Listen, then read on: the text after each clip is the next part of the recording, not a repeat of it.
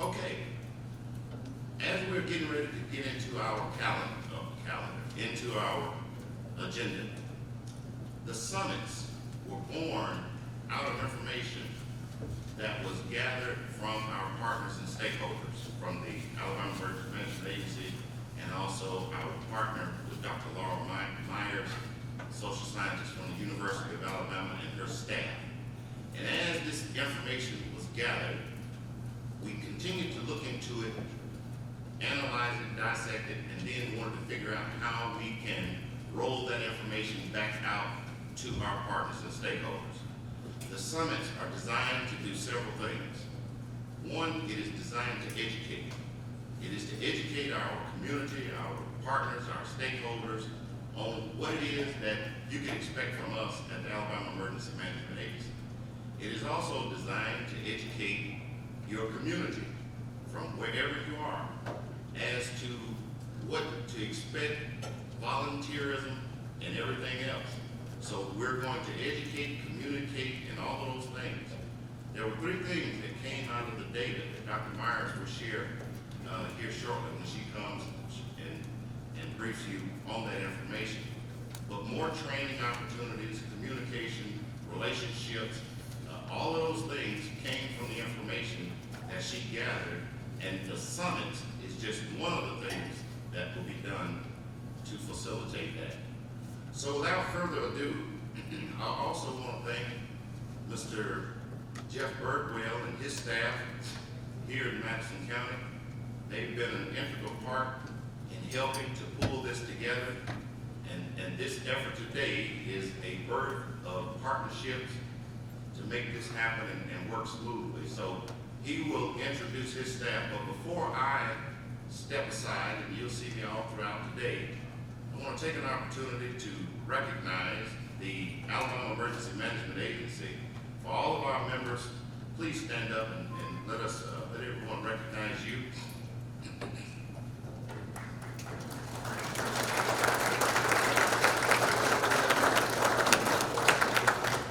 Thank you so much. And then the committee that works with us to pull all of this together. This is a great logistical deal, so we definitely want to recognize you. So Amanda, Bethany, where's my other sidekick? Everyone back in the back, come on, stand on up. All right, let's give them a hand. And from my other life and working with the Department of Education, I've had an opportunity to see some of my old friends that we worked with down in Montgomery from the Senate and the House of Representatives. I would like for us to also recognize our legislators that are here today. If you all gentlemen don't mind, please stand up and let's recognize them.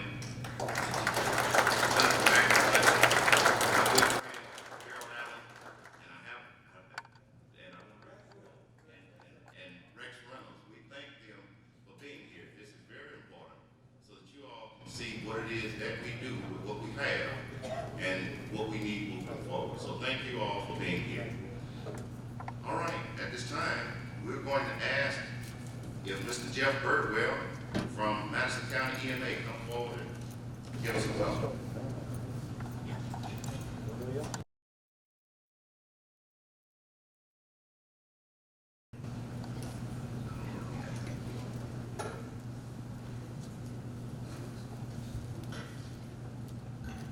Yeah, you know me, I've always got to be difficult.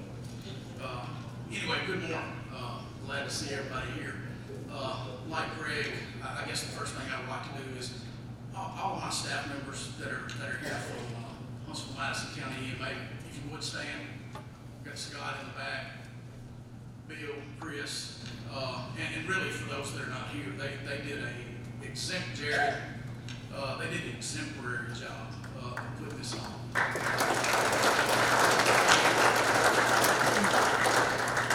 So, what a crowd. In putting this on, I learned a lot on the planning process, and, we did a lot, Greg, but Greg, we forgot one thing. you got to figure out how we can get a selfie from this crowd right here. Okay, my wife told me that would not be a good joke. So anyway, we'll move forward. But no, really, when you talk about disasters and large events, it takes a big crowd. The more common agencies you see, obviously fire, law enforcement, EMS, EMA, and you think, that's the full gamut of a disaster response. Not even close. What we've got represented here today, your nonprofits, your faith-based organizations, utilities, healthcare, public health. And by the way, I've got to mention public health because Judy Smith is in the audience, and she will have me if I don't mention public health. But, just the full gamut of organizations that it takes to make a comprehensive response to any type of large event or disaster.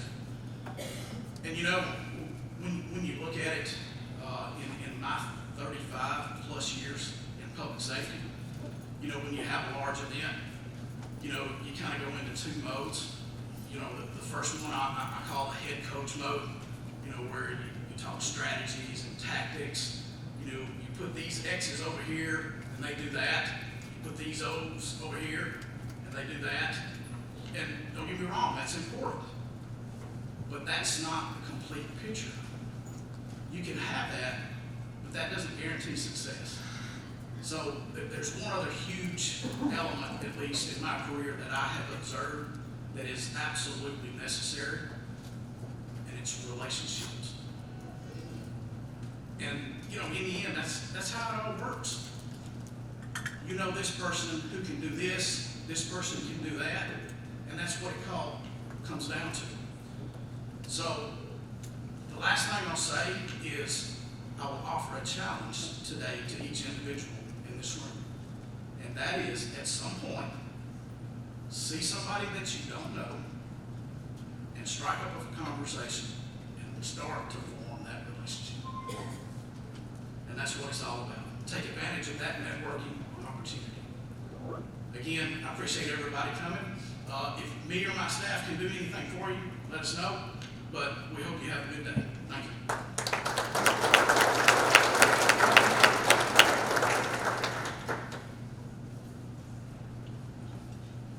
All right, those that know me know this is the worst part of the job for me, that I just enjoy getting up in front of everybody and speaking. So bear with me because I will not attempt a joke. You can do it. But it is great to look out there and see all the nice friendly faces. So that's a pleasure. And wow, what a facility! Great job on whoever recommended the selected facility. It's awesome. Great view. Really appreciate the hard work on getting here today. A lot of people, so I think the message got out. Appreciate everybody sharing that. And Jeff and Greg's already took a lot of what I wanted to do. So you saw the state EMA staff stand up. What I would challenge you all to do further is during the breaks and during the sessions, interact with them, ask them the tough questions. That's the reason I asked them to be here.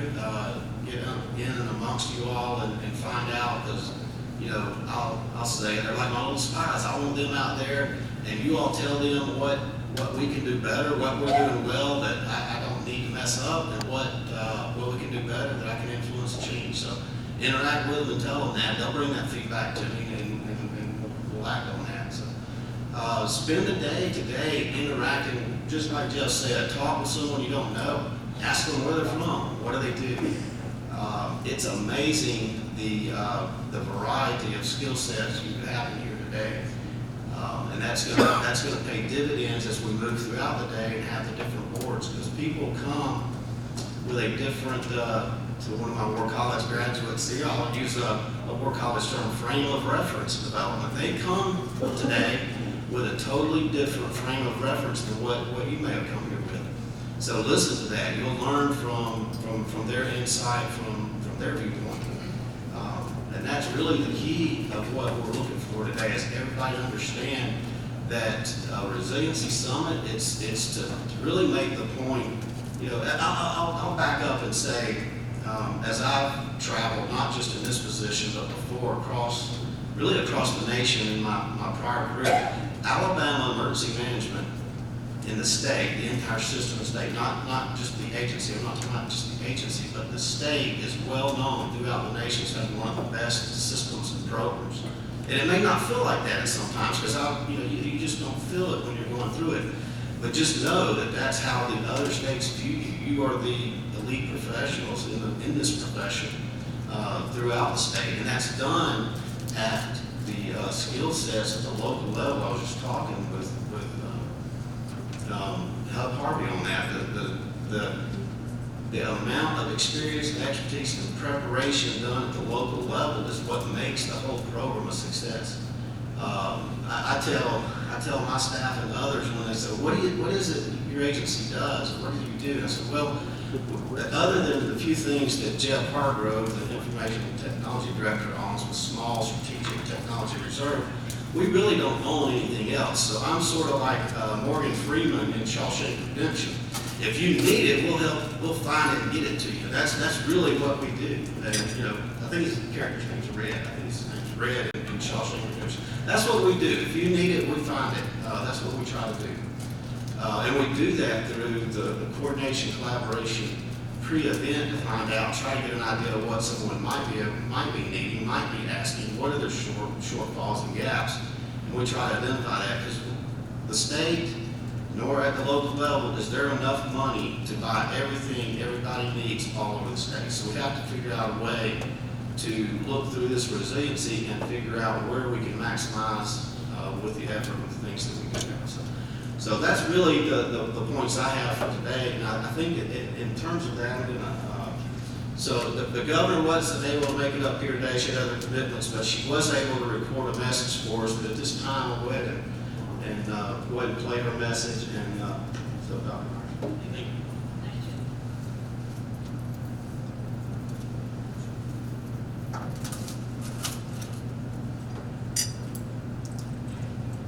Alabama is no stranger to natural disasters and emergencies. I know I speak for all Alabama agencies, businesses, and individuals when I say we want to become more resilient to the crisis we face in our state. This summit will kickstart the enhancement of preparedness for Alabama Resilience Network to recruit more partners and engage everyone in preparedness outreach and initiatives. Ultimately, that will help Alabamians become more resilient to the disasters that we face. On behalf of the citizens of Alabama, thank you for putting in the hard work to make sure we are where we should be when it comes to how we prepare for and mitigate the impacts of disasters that affect our safety and our economy. May God continue to bless each of you and the great state of Alabama.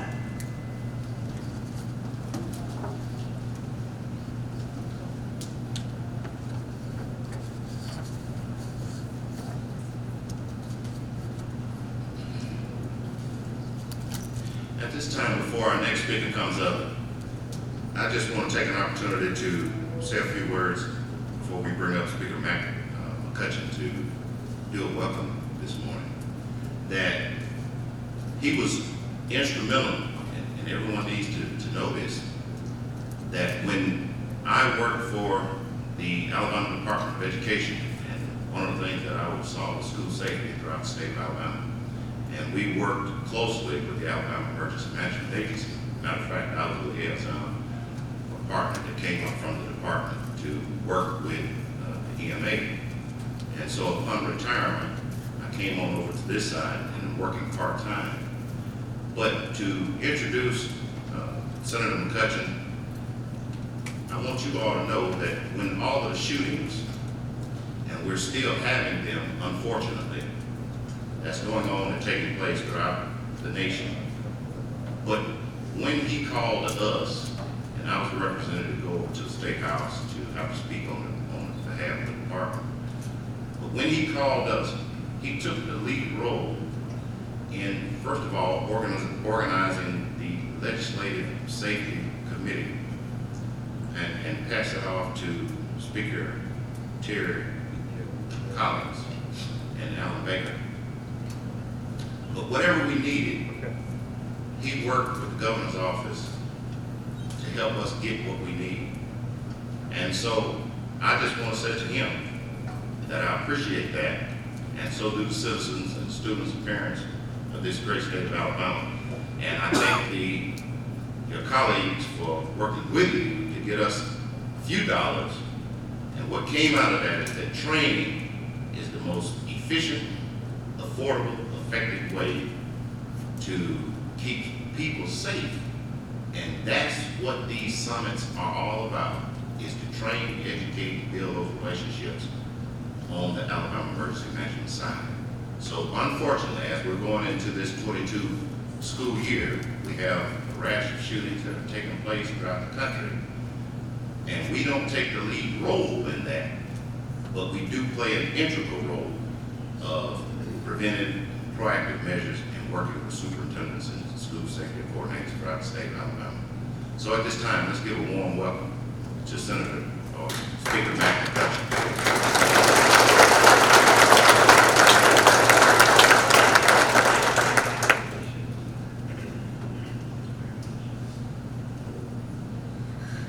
Thank you for those kind words. It was a time that we needed to take action, and thank you for your leadership as we move forward in that and many others. Well, good morning, everybody. Good morning. My job is to say welcome, so welcome. Glad you're here.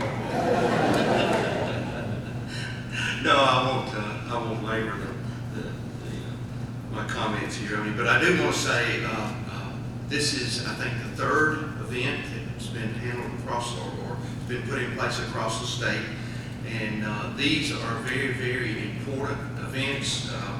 Jeff, Director Birdwell, thank you for your work hosting this. I think it's very important for us to have something like this up in the North Alabama area. And Director Smitherman, thank you for the work you're doing. You're doing a great job over there, and we're thankful to have you. I want to say just there's some elected officials here. I may miss somebody, but I've seen some faces. But I do want to recognize two that are here. Senator Allen, who's chairman in the Senate, and he stood up a while ago, and Representative Rex Reynolds, who's from this area, who is also a chairman in the House. They provide good leadership for us. On behalf of the legislature, we say welcome, and we say we're glad to have you, and anything that we can do while y'all are up in this area, let us know.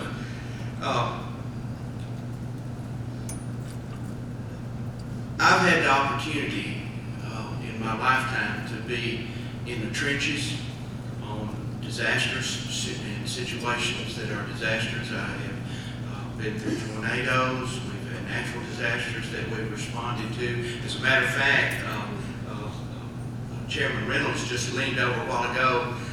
Remember the tornadoes that we had in Huntsville? And of course, he was police chief here in Huntsville.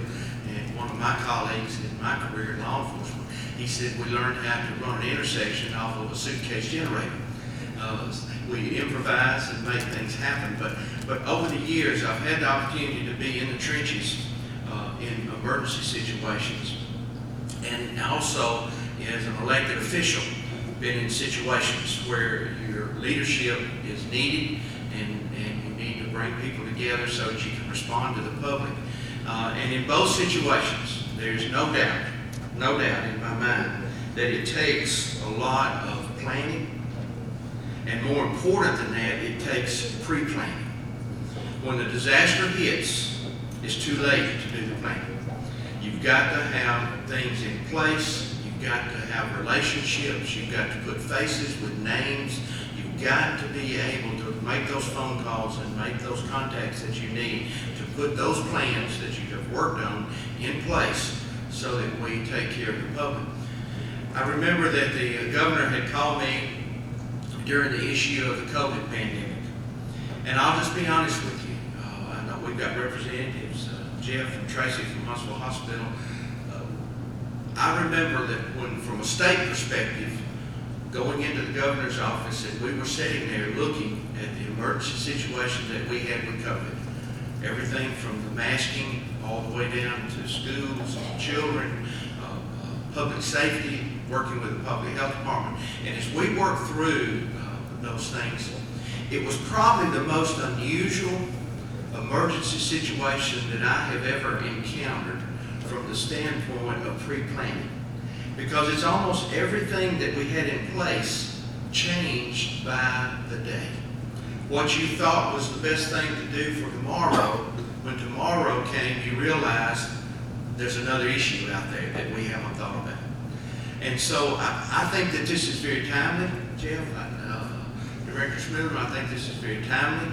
I hope today that we'll be able to discuss some of those situations and hear some testimony about some of the things that we were going through, because it was a very, very, very difficult time. We have always been a state that works together and responds and helps each other when it comes to emergency situations. I was chairman of the National Speakers Conference for a couple of years, had speakers from all over the country come together, and they asked me one day, they said, what is so good about Alabama, Speaker McCutcheon?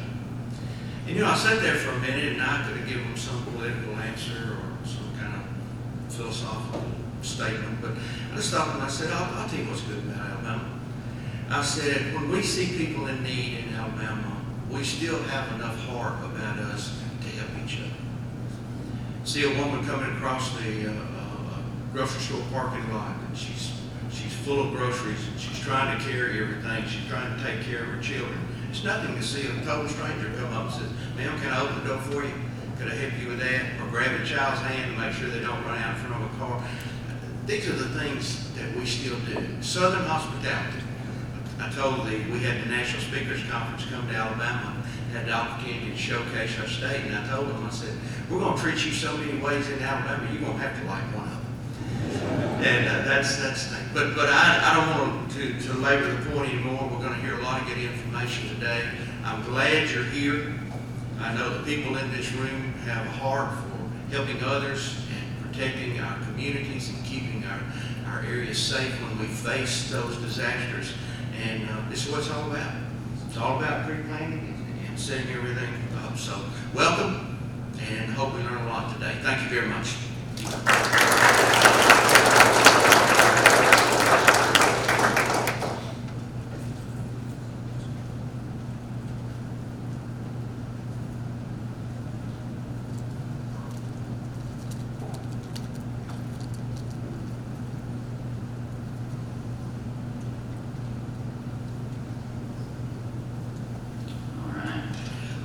So I was introduced earlier. I'm Dr. Laura Meyer from the University of Alabama. I got to stay with that microphone. Never remember that. I like to vote. And so I'm from the University of Alabama. I'm a social scientist. My degree is in criminology and criminal justice, and I study human behavior. And around 9/11, I started focusing on emergency management and disaster management. And I was brought in by the Alabama Emergency Management Agency to do stakeholder engagement, to talk to all of you about your role in disaster management and event management, catastrophes that happen in our state. And I've been doing that for a long time. I've been doing that since 9/11. And so when I came to Alabama, I met many of you, which made it very easy to step into this project and to contact you guys and ask you for your input about your capabilities and capacities in disaster management, because you're all part of this. And what we're doing with the summits is bringing all of you together to increase awareness about our capabilities and to create outreach about all of this capacity that we have in the state. When you think about how we respond and how we plan for the disasters that happen here in Alabama and in the region, you think about the strength of all of you in this process. And so when I've talked to you guys, it's been very interesting to hear what you've done, what your role is in the process, and how you make things happen. You've been introduced to a lot of people this morning already. What I want you to do now is be recognized for your participation in this process and the fact that you're here today. I want all of you to stand or raise your hand. and be recognized for your efforts. Please do so. All right. All right, so I was introduced earlier. I'm Dr. Laura Meyer from the University of Alabama. I'm a social scientist. My degree is in criminology and criminal justice, and I study human behavior. And around 9/11, I started focusing on emergency management and disaster management. And what we're doing with the summits is bringing all of you together to increase awareness about our capabilities and how we make things happen. You've been introduced to a lot of people this morning already. What I want you to do now is be recognized for your participation in this process and be recognized for your efforts. Please do so.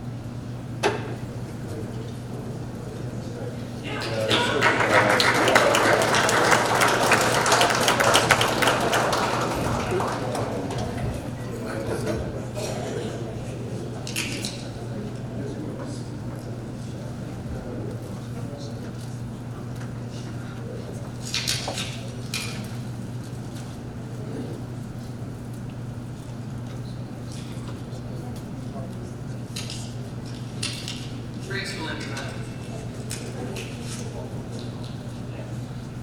All right.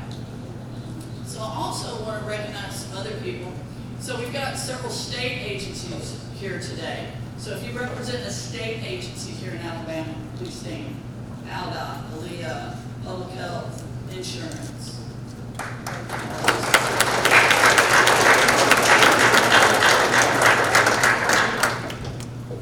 Volunteer organizations, nonprofit organizations, please stand.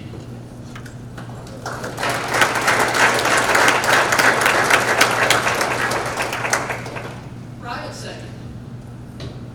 Any of you from the private sector? No. There's a few. All right. So I really want to thank you guys for being involved in the process, and I wanted to talk to you about the results that we've gotten so far from this process. So, as you know, we've been gathering information from the stakeholders. We've had focus groups, interviews. We've done all kinds of work to talk to everybody, and we're not done yet because there's a lot of people to talk to, a lot of input to get. And that process is done through what we call a snowball method. We talk to people and they say, you need to talk to so-and-so, you need to talk to so-and-so. So that's what we've been doing. We've been gathering information and determining the patterns in this information. And all of it is to put this together in a stakeholder strategic plan and to also make it part of the emergency management program strategic plan for the agency. The summits are ways to bring all of this information together, to bring you guys together and generate more information, more input to this process. So a lot of what we're going to do today is discussion oriented. You're going to hear people talk, but then we're going to hear from you.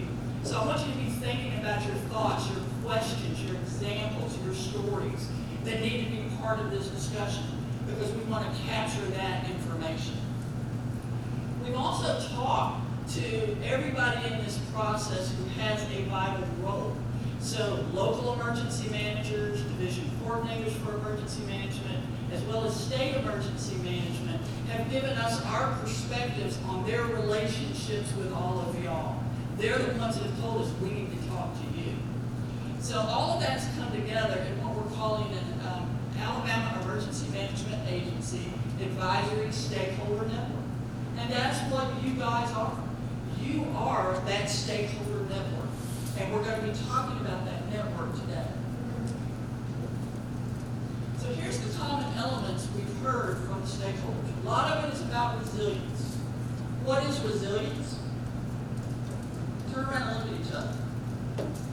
That's resilience. You've heard these stories about, how Alabama has come together for the various disasters that we have faced. Well, it's because of all of you. You're what makes the state resilient. All of you and all of the roles that you play, all the planning you do, all the mitigation that you do, then the response and recovery from our disasters. We're going to hear about a lot of really successful best practices today about how that operates. And so that's what it's all about, is how do we do that? How do we make Alabama so resilient? And it's all about you. A lot of the stuff that we've heard about is everybody wants more knowledge, more information, more training, okay? And so we've been looking at what is that? What are the topics that are needed? Who can provide that training? Because it's not just one entity that can provide that training. It's a lot of different entities because all of y'all come from situations where you have various trainings and training topics available, and we need to share those amongst each other to make sure we all have as much knowledge, skills, and abilities as possible in the disaster response process. We're also going to talk about communications.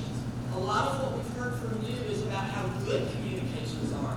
But in a disaster, what's the number one thing that goes wrong? Right? So we're constantly trying to figure out better ways to communicate how to overcome lapses in communication, the cause of the catastrophe, the cause of the disaster. There's also that stakeholder network process of communication. That's why you're here today, to be able to communicate with each other, to become part of a network where you can get the needed information you need. We don't know what you need until we talk to you. And so that's what this is going to be about, is what do we need to know, how do we need to be connected, what are the best practices and lessons learned in communication. I mentioned the network. Part of this is something I've been doing for about 2 decades now, is how to develop the network. Networks form on their own. Y'all are already part of this network, okay? But it's about growing a network. Who's not at the table? Who are we missing? What issues are we missing in the network? What do we need to know about? And so part of this is discovering who else needs to be at the table. How do we manage that network process? How does the Alabama Emergency Management Agency engage that network? Because let me tell you, when I go to do this kind of research, it always makes me very happy to see just how strong emergency management is in their relationship building. And let me tell you, in this state, it's good. It's strong. Look right here. Look around yourselves and see just how strong that is. So we're going to talk about that today. We're going to talk about those best practices. We're going to talk about those connections and that relationship building. And then finally, here's just a little bit of a summary of what we've learned so far. We've learned about a lot of actionable outcomes. You know, all these relationships have actually created outcomes that have made the state very successful, very resilient. We're going to talk a lot about problem-solving activity, because that's what you guys are engaged in. You take an issue, you take a problem, and you figure out a way to solve it. We're going to talk about capturing and sharing those best practices and lessons learned, because that's how we learn, is what everybody else has been doing. We don't need to reinvent the wheel all the time. We're going to talk about how to practice resiliency and grow that stakeholder network. We're going to talk about the training and exercising process. One of the big things we learned about exercising is what kind of exercises do we need, and who needs to be engaged in those exercises, and how can we improve the exercise process. We're going to talk about the synergy of the network, and we're going to talk about how we're sharing resources. Because Director Smitherman talked about that. It's like, everybody wants to provide everything they can, but there's always a resource issue. And that's where it comes into all the capability and capacity here to figure out how we can manage those resources very well. We also want to talk about messaging and communication to prepare the public and the stakeholders. And then we want to talk finally about how do we reach the people that we're missing? Who are we missing? And we also want to look at the vulnerabilities in our communities, because those are the hardest to reach and the hardest to help. So we want to make sure we're aware of those issues, we've solved those problems, we're looking at what's being done and what more can be done. So that's really just kind of a summary of everything. So I want to turn now into the next segment. We're going to talk a little bit about weather now. And I want to introduce you to Mr. Bob Barron Weather. I met Bob when I first came to Alabama over 10 years ago. I knew a lot of people in Alabama, I knew a lot of people in the Southeast. And Bob was one of the first people I met when I came to Alabama. And I was so impressed with the company and what they produced, the technology, the information, and just how connected they were, not just in Alabama, but everywhere. And how connected they were to all of y'all, especially the local emergency managers and how you use their tools. But what was really impressive is what Bob and his company have done for the state of Alabama. And so I want to introduce you to Bob Barron. He's going to talk to us for a little while about weather.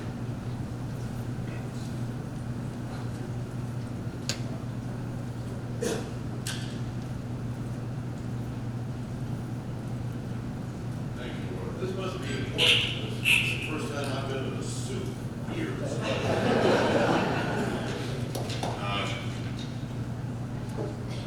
Really appreciate the honor of being here today. We could have started a half hour earlier if we just were in the parking lot of the other building. But I guess I'm glad that we're here. You know, it occurs to me in prepping for all this, is too loud. My mother always said, Robert, little voice, I think I can do better this way. In looking at preparation for the day, came to the realization that I came here in 1975, and many of you here are people that I've worked with for the last 50 years. And let me just say, you haven't aged well either. Okay. Anyway, I've got this great future behind me, and I think I'm going to talk about the past here. Okay. Oh, all right. So my first look at resiliency was November 15th, 1989. F4 tornado came through. That is Airport Road, for those of you who weren't here at the time. That came without warning. Nobody had any warning. And once we knew we had a tornado, we didn't know how big it was. We didn't know where it was located. We didn't know what direction it was headed. We didn't know the speed of movement. And so we did a very poor job of supporting the public that day. And I personally felt I had weather tools that were available to me for an event such as this, and it turned out that they were really just good on television, but they couldn't tell any of the information that we needed that morning. And so we had ultimately 23 fatalities. 21 died that day, and then we had 2 other deaths a little bit later on. So next slide. I started Aron Services. We're now Aron Weather.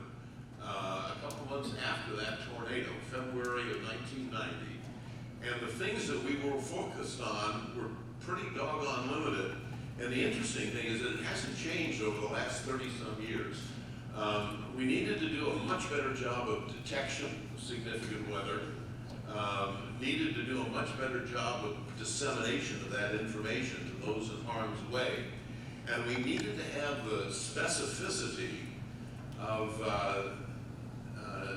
what we were telling people so that they would respond immediately, not tune to another television station or go outside and take a look, but to take immediate action, because all of that had to occur within about 10 minutes or we started losing lives.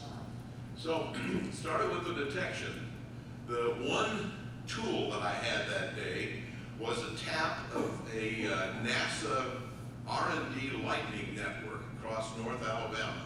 A friend of mine, Dr. Steve Goodman, was involved in that network, and I was able to get a technology transfer grant, which allowed me to tap the data, but we had to come up with our own mapping. And back in those days, this again was 30 years ago, we had what they call raster maps, base maps, and if you zoomed in on them, they became more and more blocky, and you couldn't tell what was going on. The resolution did not remain as good.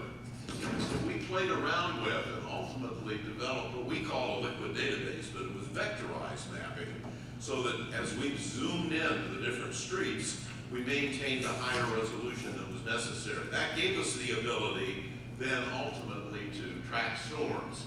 I added radar, needed to be live, had to be live. It actually came from the National Weather Service radar here at the time. And then after the radar, put in a database of all the communities in the area, came up with this sequence of events where you could click on a dangerous storm, draw a ribbon out that represented what you thought the direction and speed was, let go, and it would make a threat box, and it would look at all of the communities inside of that threat box and give me a box that said it would be reaching this community at such and such a time, this community at such and such a time. All of that was manual to begin with, but over time, and particularly when we got to Doppler radar, the next rads or the live Doppler radars, we were able to automate the identification of significant weather. Now, I've been advised that I need to explain this. So we have velocities, you've got a radar, and you got all of these radials going out from the radar, and it divides that radial, that one little thin line, 360 of them, into what we call range bins. And the range bins, the computer identifies what direction and how fast the raindrops in that rain bin are headed. So you have, and it was all in relationship to the radar.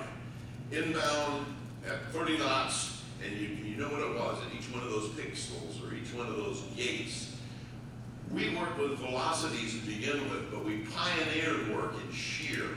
And shear was looking at that information a little bit differently.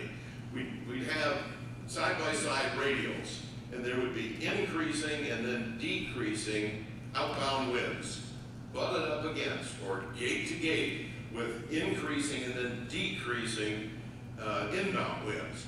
And right at my knuckles, we put a circle. And we did that if that conflict represented more than 50 knots.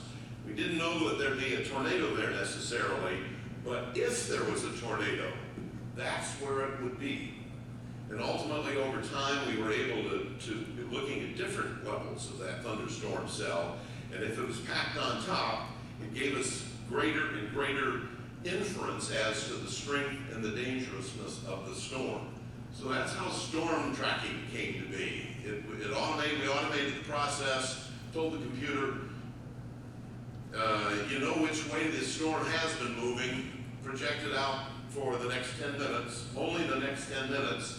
Give us a box that's wide enough that the circumference of a dangerous event, a tornado, would be inside those boundaries, and tell me where the threat was over the next 10 minutes. And that was our storm tracking. It would pull up the communities inside that box and give us the communities and the estimated time of storm arrival. So we automated our detection process, worked with gate-to-gate shear, and then this was more in the 2000s.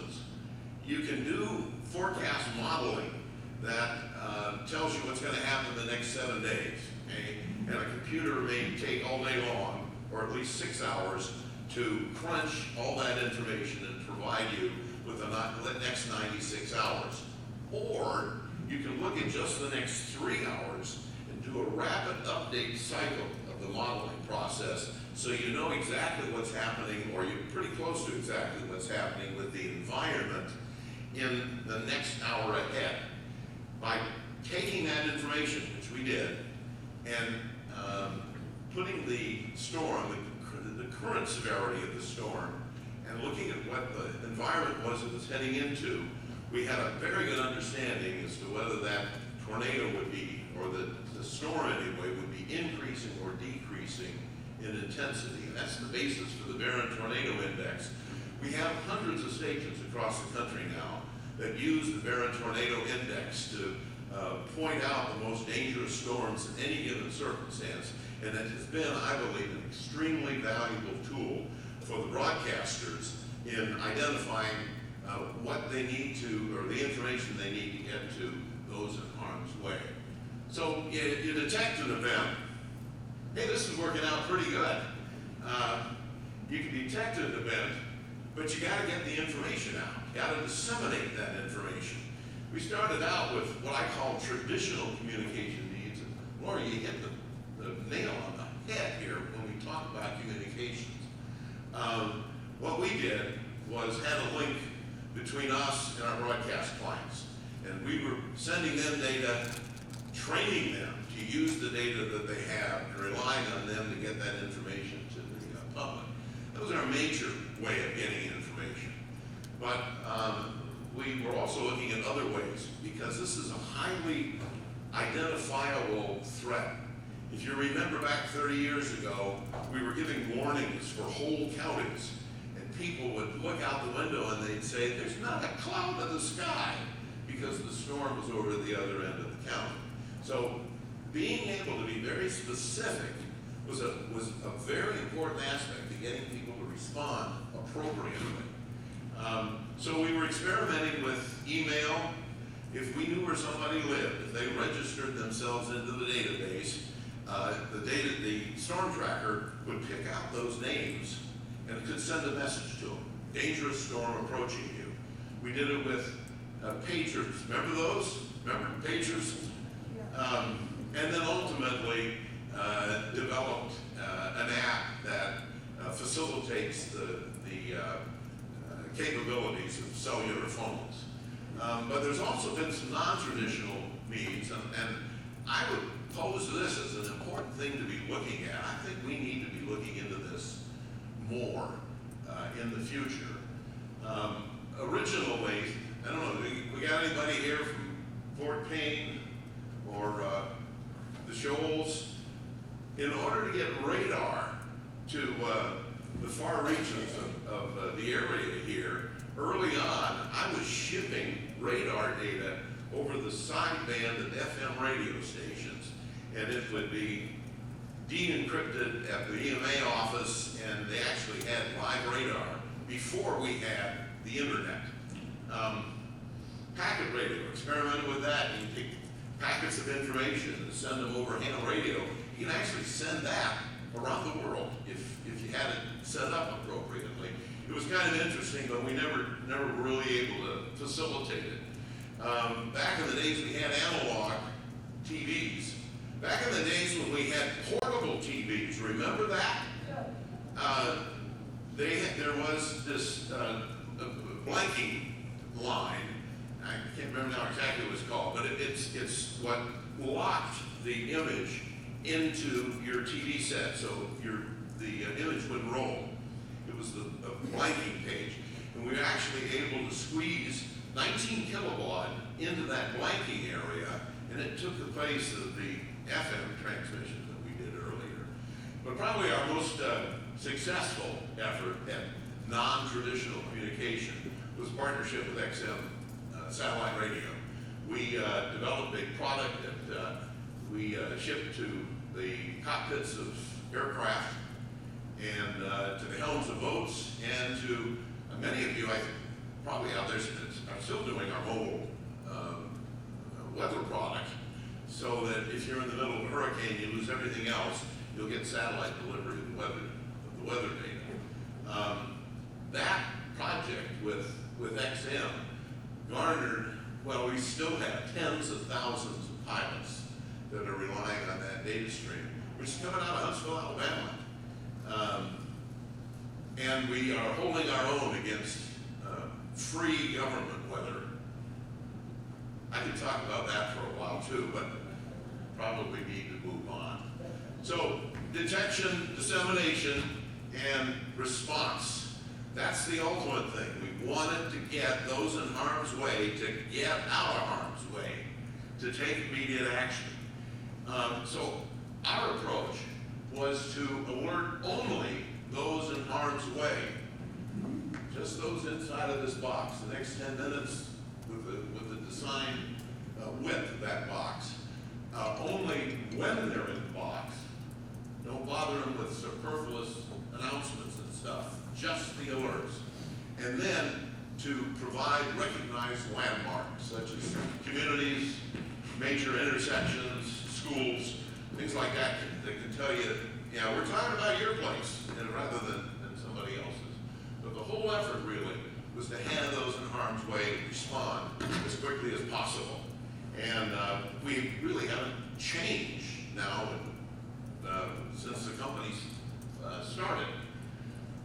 So fast forward 22 years from our 89 tornado, completely unwarned for, to the super outbreak of tornadoes, April 27th, 2011. There were at least 62 tornadoes in the state of Alabama that day. I sat in my office up on Green Mountain and watched what was going on. And I have to say, it kind of took my breath away. This was the worst case scenario, and emergency management, National Weather Service, broadcasters, first responders, city, everybody just doing exactly what they needed to do. And 22 years later, despite all of these tornadoes through the area, none of them came without warning. It was, I think, an incredible job, and it shows the kind of success or progress we made from 1989. Now, we weren't without problems, and it gets back to communication. Had the first wave of tornadoes come through, and it took out TVA trunk line, and we lost power across all of North Alabama. Well, then we lost, even though our company went on generator, and the local television stations went on generator, and we were able to send the information, no slow of flow, but there wasn't anybody watching because the power was out. Ultimately, you could get information through the radio stations. The one thing that did function properly that day, surprisingly, was cellular. The cell phones operated until they ran out of UPS battery power. But that was about a 12-hour period, and so information was actually going through that, which was becoming a standard traditional communication link, but it wasn't back in that day. As a matter of fact, it's kind of interesting. April 27, 2011 was about a year and a half, only a year and a half after the iPhone App Store opened. So apps on phones were something that were brand new to the community at the time. So that's where we were. Some good, some bad. The first wave went through, people came out, they had no communication, but all of a sudden the sun was shining, there'd been tornadoes, we're home free.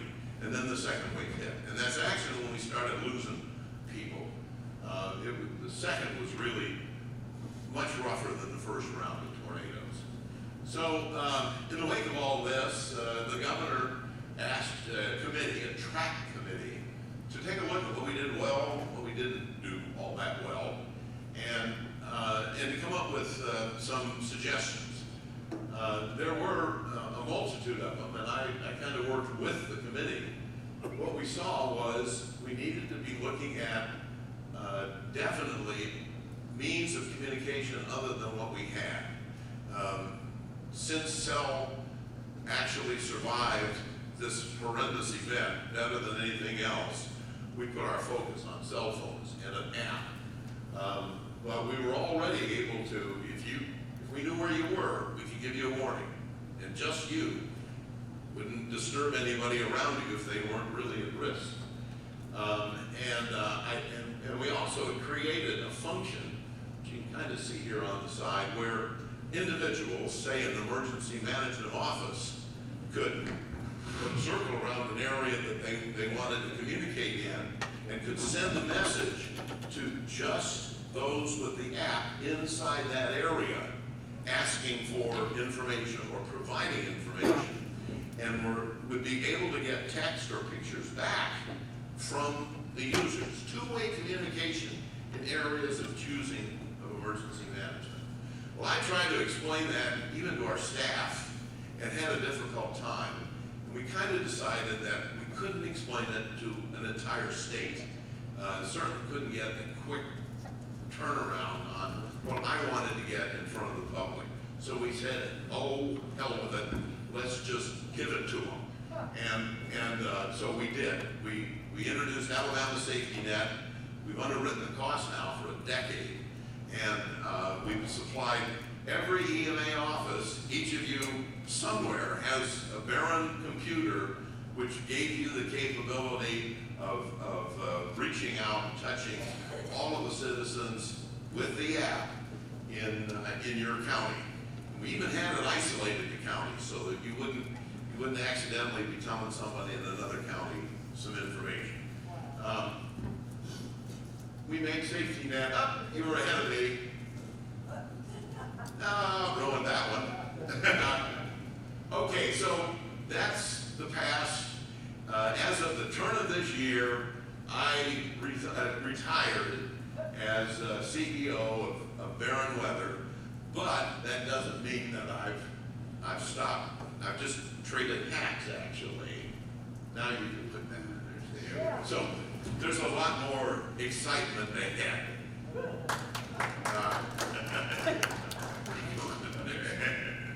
So, a few questions here, a few thoughts. Imagine a time when farmers would know exactly where and when temperatures were falling below freezing. What if a sensor network could identify hazardous road changes within seconds of it happening? What about the ability to monitor every inch of the sky over the state for the smallest F0 tornado? What if live info were instantaneously available to all state entities, media, and the general public? What would a high-density network surveying the first few hundred feet of atmosphere mean to drone, intelligent traffic, and other research? Well, you don't need to imagine because we are in the process of putting it in place right now. As of 2019, started incorporated the Barron Critical Weather Institute, nonprofit 501c3, Alabama registered, and our mission is world-class instrumentation in support of public safety, the statewide high-density real-time weather network, educational outreach, partnership with the Space and Rocket Center for a permanent How We Know the Weather exhibit, and also working with the STEM programs in North Alabama, which I'll describe a little further a little bit later. And then economic development, public-private academic kind of consortiums. I want to deal with the first two in my comments today. So how can the state be best helped meteorologically? What I thought from the beginning was that we needed a nonprofit hub that could coordinate the various instrumentation that already existed in the state, try to bring it together instead of all these individual silos of instrumentation that exist. I felt like we needed to develop a rapidly updating data sensor so that we can track weather changes as they're occurring across the state, which means not going after these tier one instrument packages that are $20,000 or so and give you output, very accurate output, but once a day. I was looking for the use of new technology that would give us ongoing 10-second information that would help us to monitor changes in the atmosphere, particularly the first 3,000 feet of the atmosphere. I wanted to be able to see data, but also see the weather and focus on low-cost, high-density network, which would be complementary to a high-cost, low-density network, and incorporate all of that into a nonprofit. So, crawl before we walk, before we run. The first effort was a sensor cam in every county. 68 count Porch Indians, and I did with safety net, so I guess we will again now, 68. Solid state sensors, we are developing a lot of confidence in the reliability of these solid state sensors. It's the vertical piece there. They're solar powered, but there are no moving parts, and it actually lasts more rugged, gives us longer life. And then an environmental box that houses the camera and the little server. We're working through each EMA office. The Institute itself has taken on the responsibility for providing one sensor, one cam, every county in the state. We're getting some help, but that's the offer to you. And if we haven't put one up in your county, Kathy is here with a sign-up sheet, and I want to talk with you further because it's free. Now, I am going to try to get you to get more than one, but I am committed to getting one of these into every county. Partnered with North Alabama STEM, actually UAH, Dr. Gary Maddox, the Coleman Area Technical Academy is printing our environmental boxes and doing a great job of it. And we're also getting the assistance of Boys and Girls Clubs in North Alabama. We're getting product, and they're learning about 3D printing. So it's been a great combination. And then we count on the counties to supply the power, the Wi-Fi, to put this all together. The second step is what I call a high-density network. What I'd like to see is 10 to 15 units in every county. I want to be able to look at every inch of sky over every county. We have 2 success stories to report. Both Madison County here, with the help of the Madison County Commission and Dale Strong, helped underwrite the costs on this, and Huntsville Utilities that has done yeoman's work in identifying great locations and putting things up. And then the first 2 years, we were learning what we needed, what we didn't know. So we've had some changes to the instrumentation so that it's becoming more and more rugged, and they've been very helpful in making sure that everything continues to run properly. We have an example here in Madison County with 10 systems, and Etowah County that has, in the Gaston area, has 10 systems operational. They actually have their own cameras. They're not the ones that we built, but they are contributing it to the overall good. And let's see, I've covered everything on that side, so we'll go to the next one. So here's some additional help that we're receiving. Valued support for Dr. John Christie, our Alabama State climatologist. ALDOT, who's I think next on the list here, wanted to know where we had inversions, where the air was being held at low levels of the atmosphere. And I talked with John, and we determined that in order for us to know statewide, we need to have a series of instrumentation at low, medium, and high altitude in the boundary level so that we could see where the temperatures were actually getting warmer with height rather than colder. Why did ALDOT want that? Well, they're putting the stuff on the herbicide on interstates, and they seem to get a little bit of complaint from nearby farmers when that herbicide goes across the road and goes in the field. So they wanted to know when they were going to have a problem with the distribution of herbicide. John came up with a solution. He also came up with the underwriting for us to add a couple of sensors in each county so that we ultimately will be able to provide that live, just instantaneously, for ALDOT. And that's Woody, our SUV, courtesy of Woody Anderson Ford. No, that's not a bucket truck sticking out the back. that happens to be another group, but we're really thankful for that. South Alabama, Dr. Seetska Kimball has a small network, chilly weather network, and she's contributing her sensors down there to the overall effort. And then we have individual EMA and fire stations across the state that are helping out. We're actually in about 35 counties now with the with various different forms of instrumentation.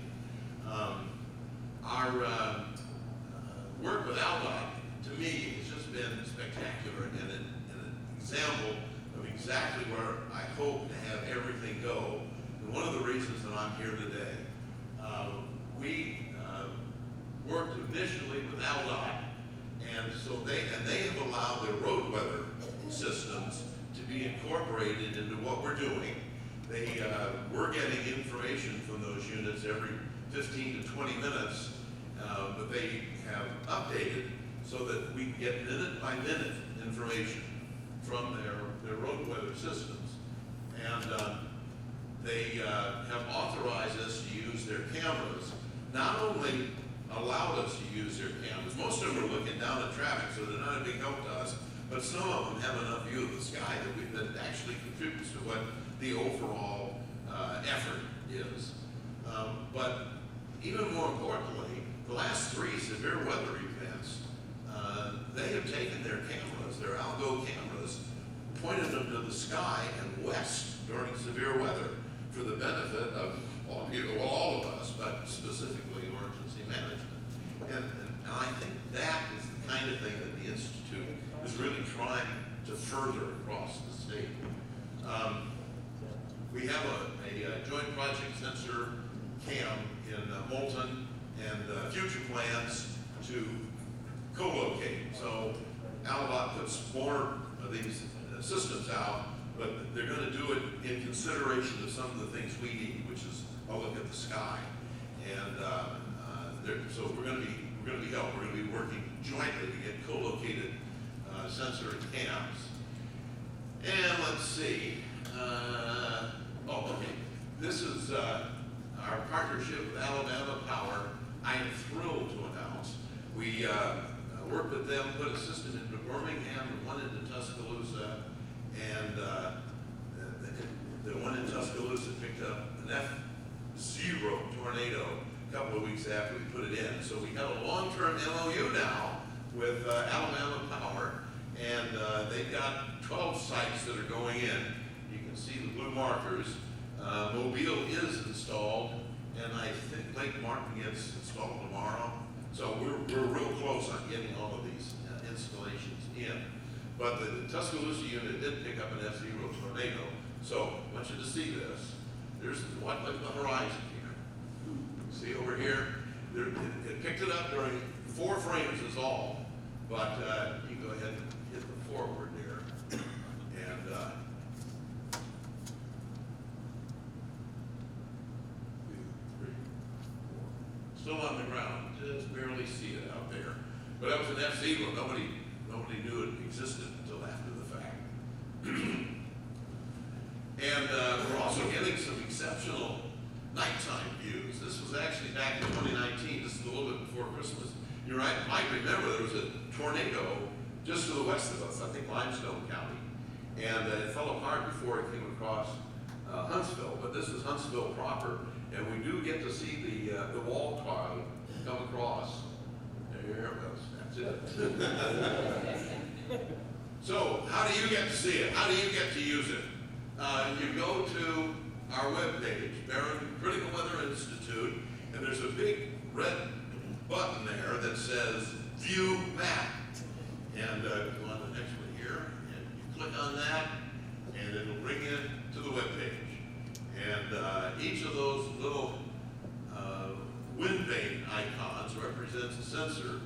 This is the joint one that we have with ALDOT. It's actually got 2 sensors, but you can see all of the weather information that exists.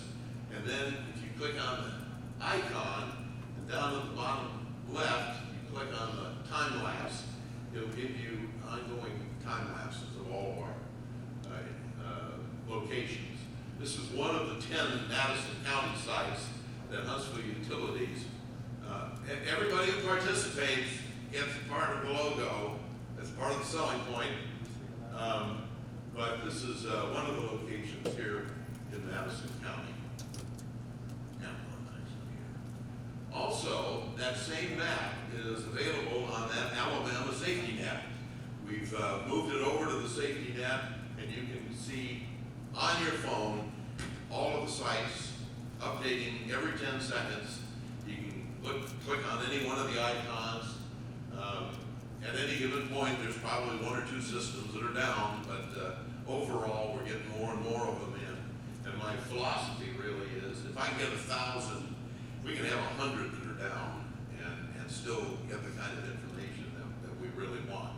But it's free to everybody with the Alabama Safety Net. We're authorizing television stations to use it in their weathercasts as long as we get a logo.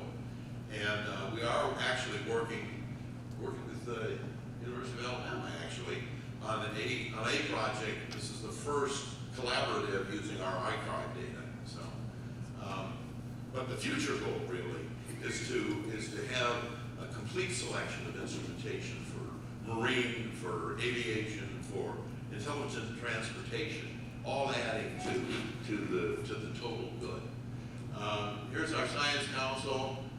Talked about Dr. Christie's, Steve Goodman, Jack Hayes, former director of the National Weather Service. So I feel like we have some really good folks that are helping me in the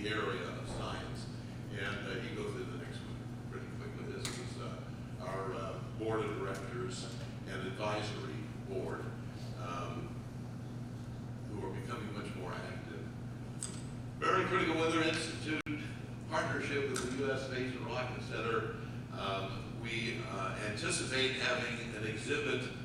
I actually anticipated having an exhibit in 2019, so this is taking a while, but we expect to have an exhibit by October of this coming year, so we're about a year away, and we're teaming with them on creating a permanent weather exhibit, how we know the weather. It'll feature the two largest weather instruments that exist, weather radar and satellites, and we'll look on Earth from space into the stars. We're including the Alabama statewide high-density network, and the exhibit will include models of weather satellites, live data, as well as examples of space weather. The Institute will provide educational outreach to some 700,000 visitors yearly. So this is one of the slides that we're planning to put together to be part of the exhibit. And if anybody wants to get in touch with us, here's how you do it.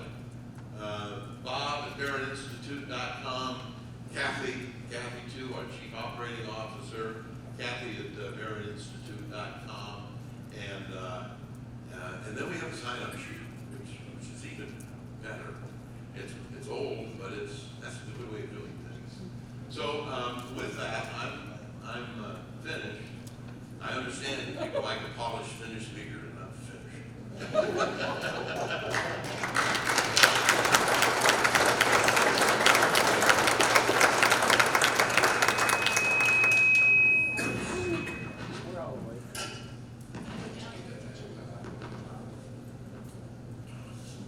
Testing.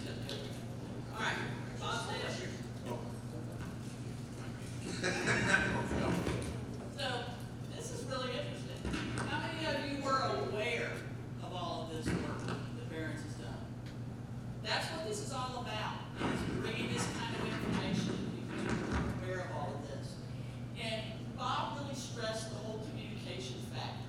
We've been doing social science research on the weather warning process for several years now.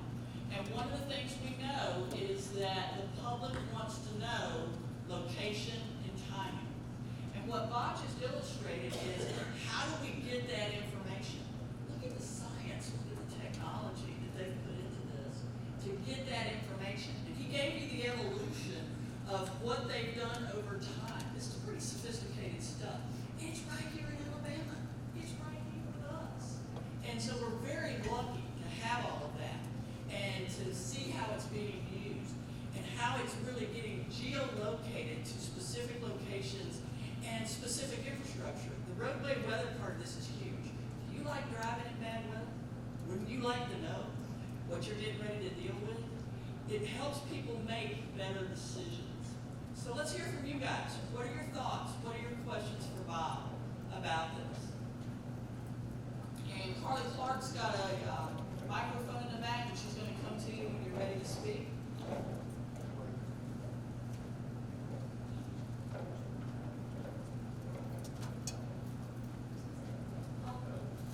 Carly. Just to break the silence, toward the end of your presentation, you showed a camera view of different areas showing traffic going by. Are we able to access that on your website? Yes, sir. Right now, ALDOT has, I think, 10 or 11 systems that are active, and they're a part of what we're doing. So you can find it on our page, or you can go to Algo, the page that ALDOT uses for their cameras. But I think that's, I mean, it's a really great thing that's going on there.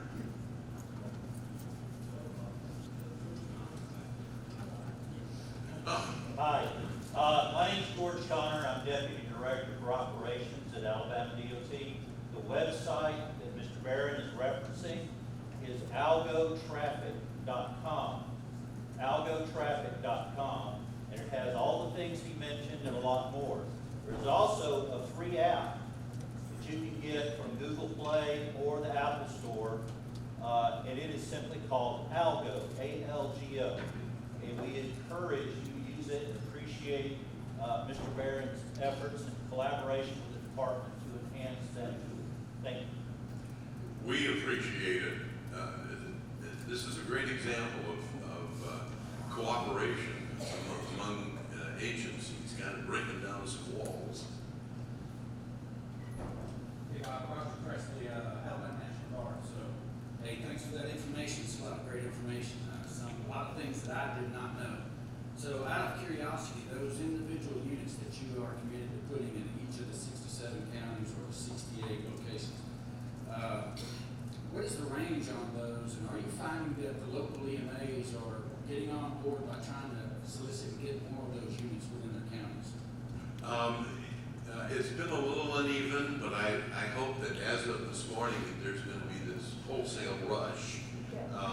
Etowah County, they understood what I was trying to get at, and they jumped in there with 10 different cameras and became, actually they were the first high density county. But like DeKalb County, we gave them the one, and they're coming in for 7 more to fill out their county. And let's see, several other counties actually. We put in one and then they've added to it. By the way, our cost on that is $2,500. It's a camera, it's a sensor pack, and it's also our help in getting things up and running. What we're asking is a Wi-Fi. We need that in order to get it part of the network. Hey, one other follow-up question. Okay, so you did mention in the beginning of your comments that there is an organization, I guess governmental, that maybe they provide some similar information. Are you exclusive of most of the information that you provide relative to the website, the warning system, and the communication? Or are there other agencies out there, namely governmental agencies, that will provide some of that? Well, the National Weather Service does have a network, and they provide information. I'm not actually all that familiar with it, but it's kind of dated information. I think it's about 10 minutes old by the time it gets to the public. And our effort is really to get it instantaneously. That's why we have the 10-second updates. But the Weather Service has been using our system, and we encourage everybody to. The live data is really a gift to the state of Alabama, and you can reach it on our webpage. You can download the app and have it instant access. We are archiving everything that we're doing, and that archive data is something that we would be working with academia or with others, and hopefully supporting. This is another thing. Mac, I'm still doing this all on my own, so I need to talk again with you.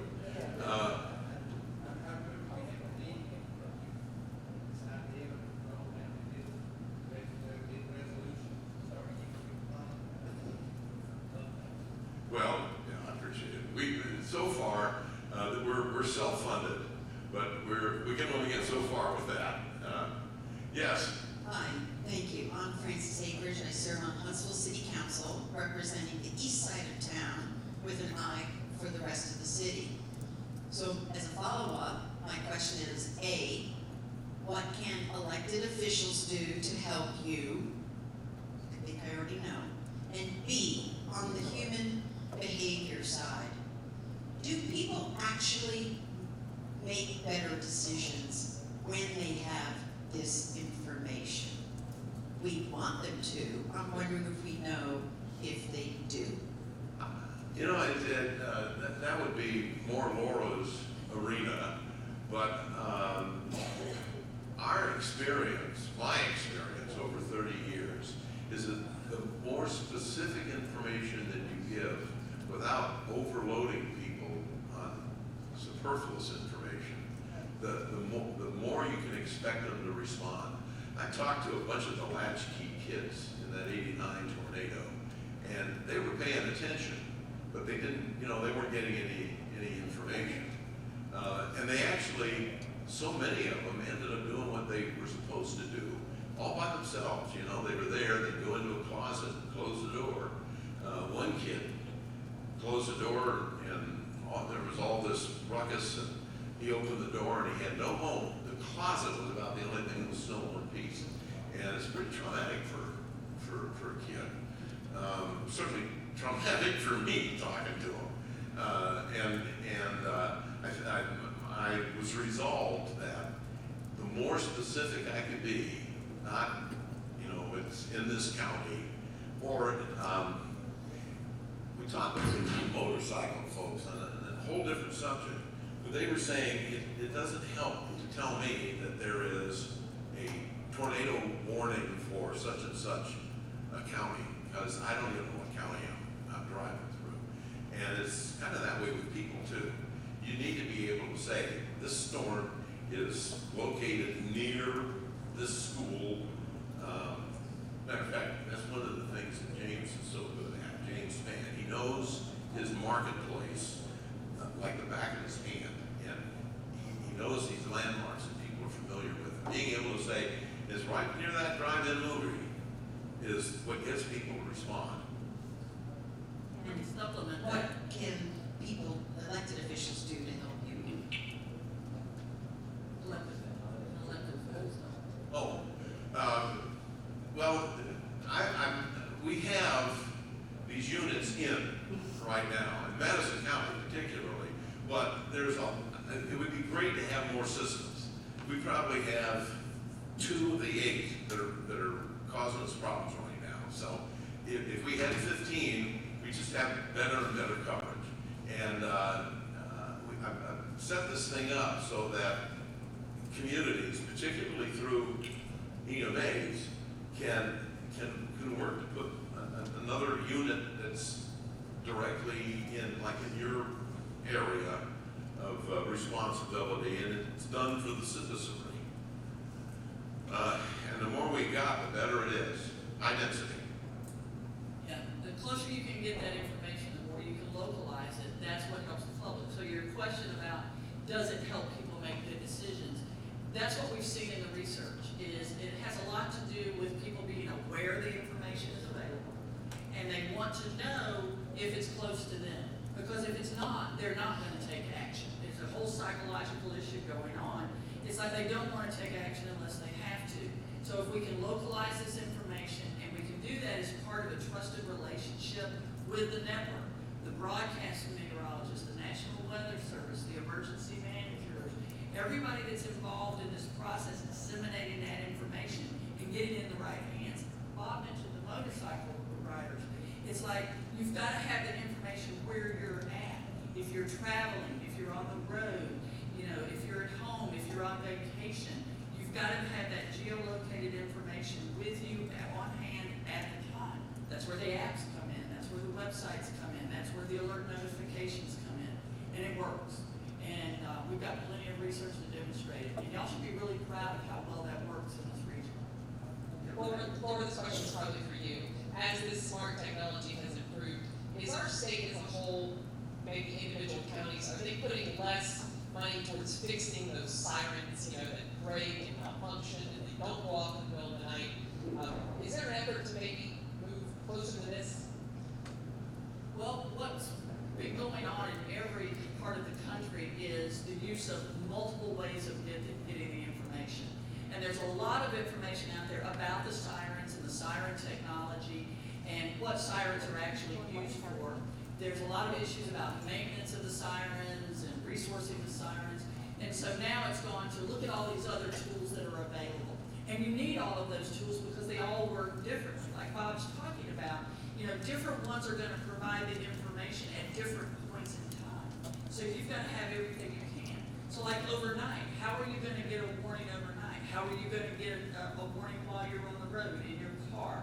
So there's all different ways of doing it. No weather radio is one of them. That's the thing's going to wake you up at night.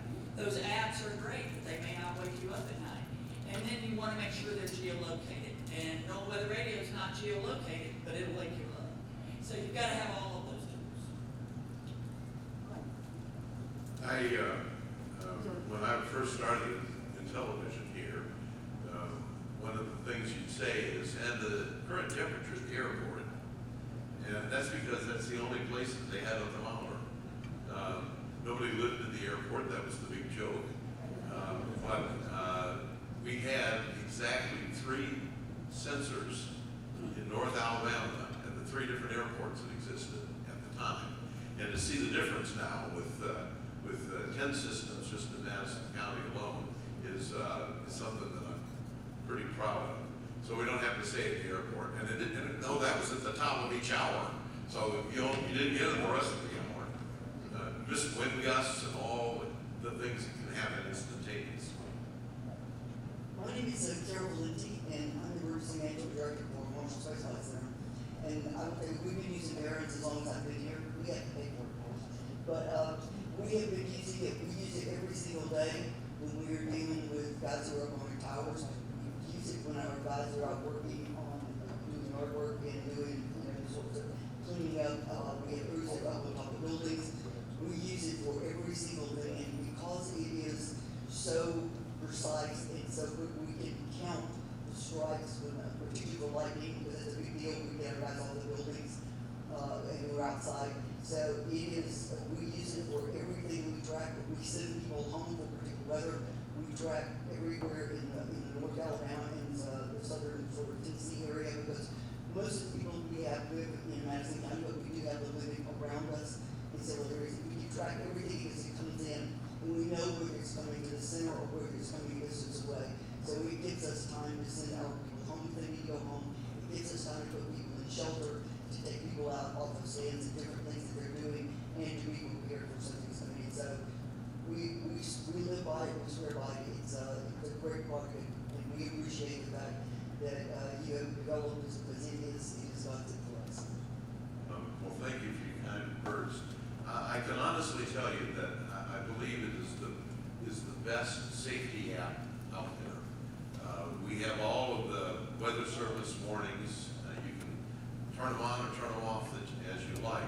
But additionally, they have our advisories. And our advisories are immaterial to whether there's a tornado, immaterial to whether there's a warning issued.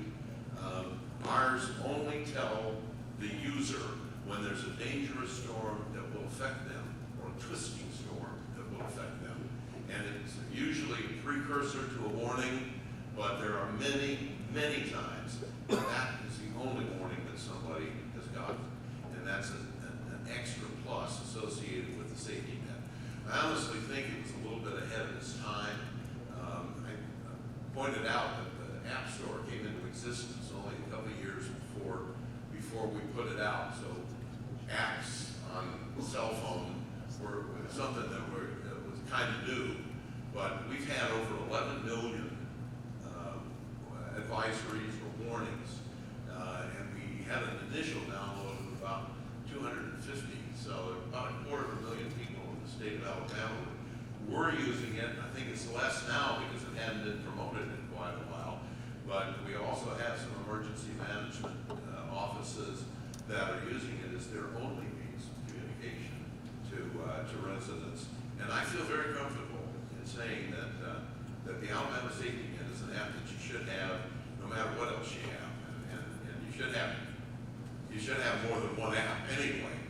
But what it does is kind of unique, and we're still supporting it, although I heard some grumbling here on the costing. I think they want the Institute to take it over.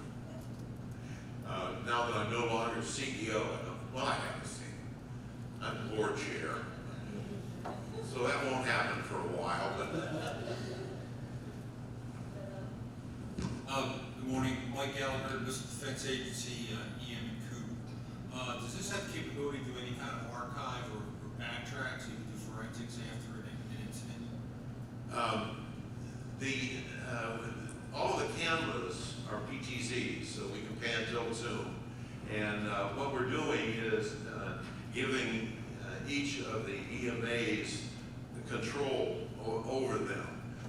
My grand plan is to automate them at some point and have them point to where we have suspicious weather so that it kind of automates the process. But right now, it's kind of a shared capability between the EMA and the Institute. It can be used for just about anything. The archives are available as well. We're a little bit restricted on that because big data is big data. Go on back here. Hi, I'm Melissa Sizemore from Jefferson County EMA. Quick question. So we always tell people to have multiple tools in their toolbox to receive warning. Well, that's the same thing we do as EMs in terms of multiple tools for decision making. We're all concerned about severe weather, but the biggest thing that I want to ask is any upgrades to your website for temperature maps for winter weather, because we do know that temperatures are extremely critical when forecasting and assessing risk. When we do have those occasional winter storms that come through our area, are you looking into maybe upgrading your website to kind of show cover scale, things like that, for some better decision-making tools for EMs? Great question, and I would be happy to go over the operation of that with you. But we already have what you're describing. There's an area here where you can dictate what you want posted, and if you have a wind vane icon, you define. The way it's structured is that we have the different types of information, like ALDOT, ASOS, others, and you click on what you want to have posted, and then how you want it to look, whether you want the wind vanes or not, and then it'll post up to 2 parameters live. So, as if, for instance, on a really windy day, you can just post wind gusts, for instance, and it'll show you the reported wind gusts of all of the instrumentation or the current temperature. Now, I've got great plans for threshold exceeding alerts, but I gotta have a little funding. Right now, we're working on just getting the instruments in place, but one of the things that actually, I think we actually will have funding for that. One of the things I would like is to have a threshold exceeded program, and that probably would be at the user end, probably like through each EMA, but we just haven't gotten that far yet. All right. Great discussion. This is awesome. Real quick. So, on behalf of also Madison County, I know that Strict McCutcheon, Don, that's many of the EMA people that are here. But I want to talk about the law there before the Institute. We'd be so much appreciate what you have done and accomplished in our area. I'll tell you that we was boots on the ground, literally digging through debris in 1989, and then came back and fast forward 2011, you guys were in command role at the EOC and operations, and see the difference it made. And I will tell you, for everybody in this room, he is not only grown in this community, he is a true community partner. And he supports our nonprofits, our public safety organizations, and events. I just want to stand up and take this opportunity to say thank you.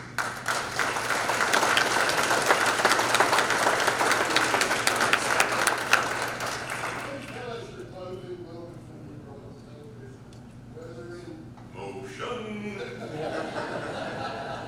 I have a lot less motion these days. All right. Thank you, Bob. We appreciate this so much. My pleasure. Great time. Good seeing all of you.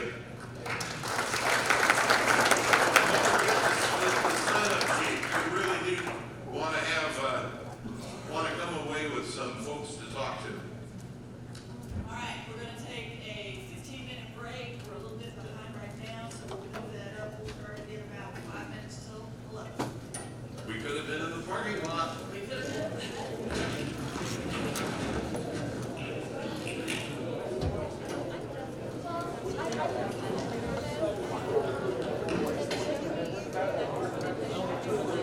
I got a lot of work to do. You need to get on it. What's that? Oh, yeah. I got a lot of work.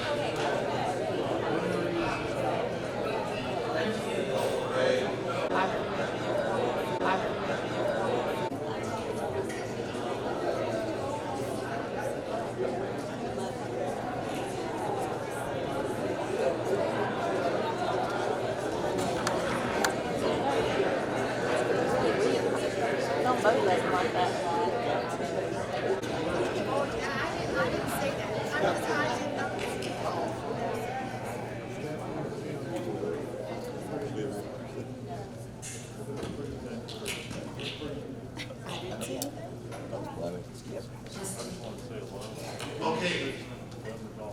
Well, we had some rich discussions during our break, and as it sounds as if you all did too. And to kick everything off, we again thank Mr. Barron for just doing an outstanding job with the presentation and his contribution that he has made, not only to this area, but to the state of Alabama. And this whole thing is about keeping people safe and saving lives. And the only way that we can do that is to do just what we're doing today, and that's through effective partnerships and relationships and bridge building and all those good things. So at this time, we're going to keep the program moving forward. This panel will be moderated by Ms. Claire Aiello.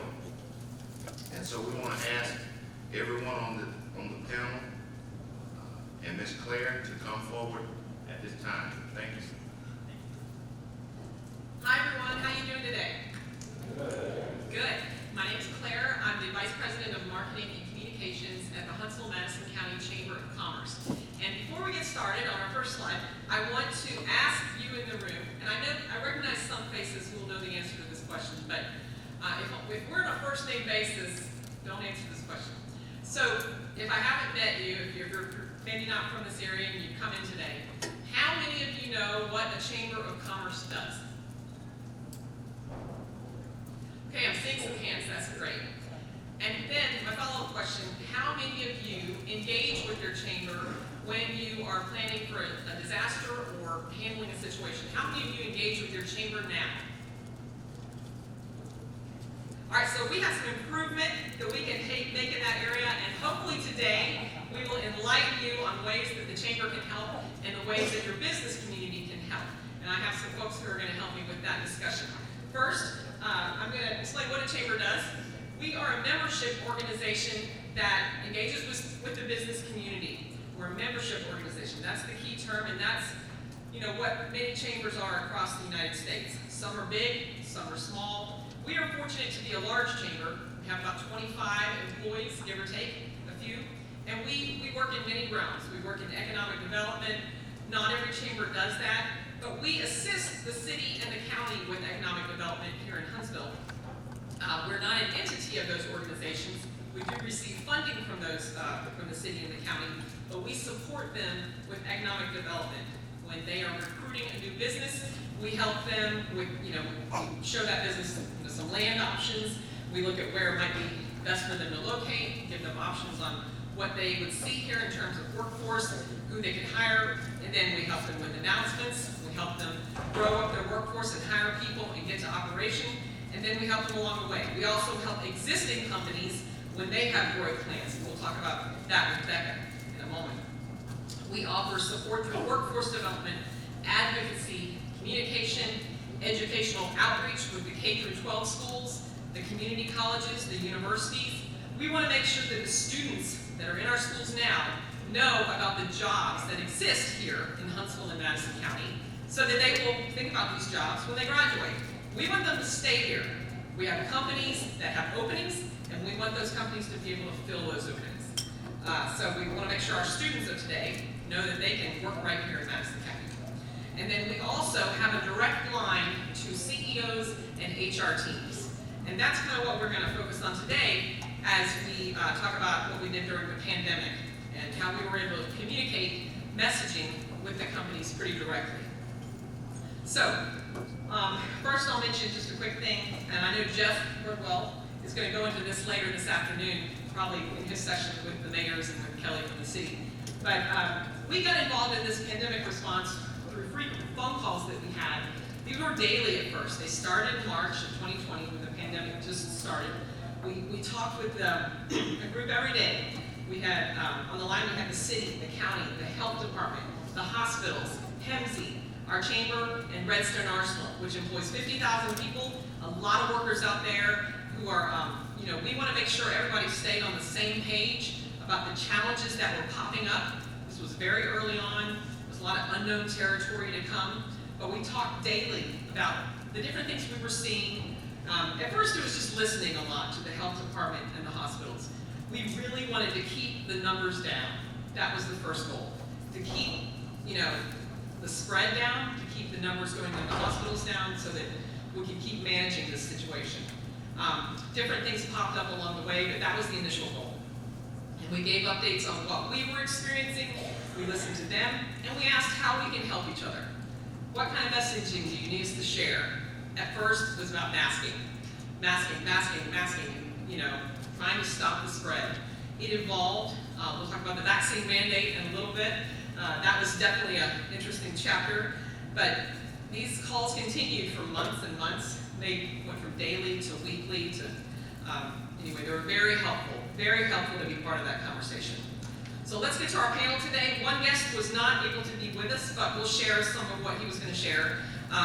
Becca Schmidt is the Corporate Communications Analyst with Toyota, Alabama, our engine plant in Huntsville. Just celebrated 20 years, right? Great. And Cindy Doty is with Passion HR Consulting. She consults with different companies to talk about things that they do, how they can improve their relations with employees and different issues they face. Let's have you both talk just really quickly about what you do in your roles, and then we'll get to some topics that each of you helped with during the pandemic. Becca or Cindy? Thank you. My name is Becca Schmidt, and I do our public relations for Toyota. Toyota is not just in the business of finding mobility solutions. We are in the business of building community where our team members live and work.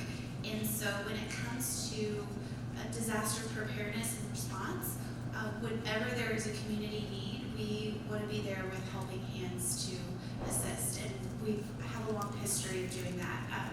We've been in Huntsville since 2001, so for 20 years. And back in 2011, when the tornadoes came through, our team members, the tornado literally blew the doors off our plant. It came right by the plant.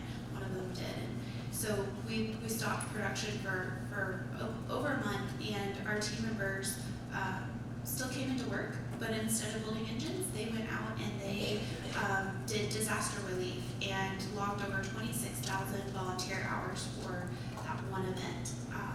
So we really want to be present and part of the community when there's a disaster. And part of my role is volunteerism and philanthropy, and so it's with Passion HR Consulting. I have continued to do throughout my career is to be involved with the North Alabama Society for Human Resource Management. I have been on board the last 3 years, in particular when all this was going crazy, and because of the relationship that the Chamber of Commerce has with the North Alabama Society for Human Resource Management, they were able to reach down and use our network to find someone that can kind of address the issues that we were facing. My career has had a long history in compliance. I'm like Bob Barron, I'm thinking about retiring because compliance just continues to be a huge challenge. And so a lot of what we dealt with the COVID pandemic was related to compliance. And so that's some of how I got connected in. Okay. Thank you. We'll go into a little more specifics in just a few moments. Becca, let's go to you now.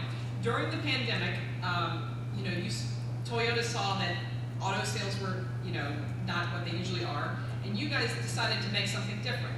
Can you talk to us about how you got into the business of making face shields? Sure. So we have what is called a Kaizen team, and they're some of my favorite people in the universe. They are a group of Toyota employees that what they do is come up with creative and innovative solutions to problems, and it's all in the spirit of Kaizen, which is continuous improvement.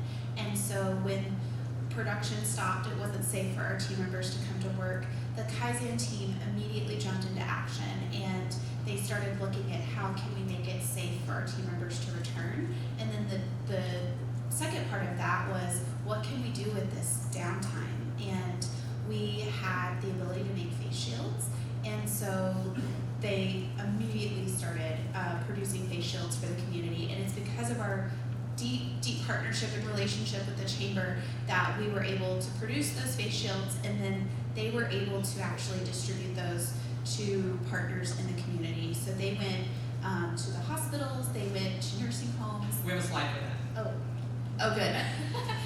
Yes, there's the face shields right there. And it was just a remarkable pivot for our team, and something that we were really, really honored to get to be a part of. And it wouldn't have happened without us being able to call the chamber and the hospital system and say, you know, we don't have the contacts to distribute this to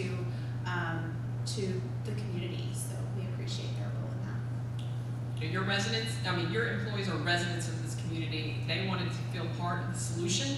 And, tell us what kind of sense of pride they got from seeing pictures like this.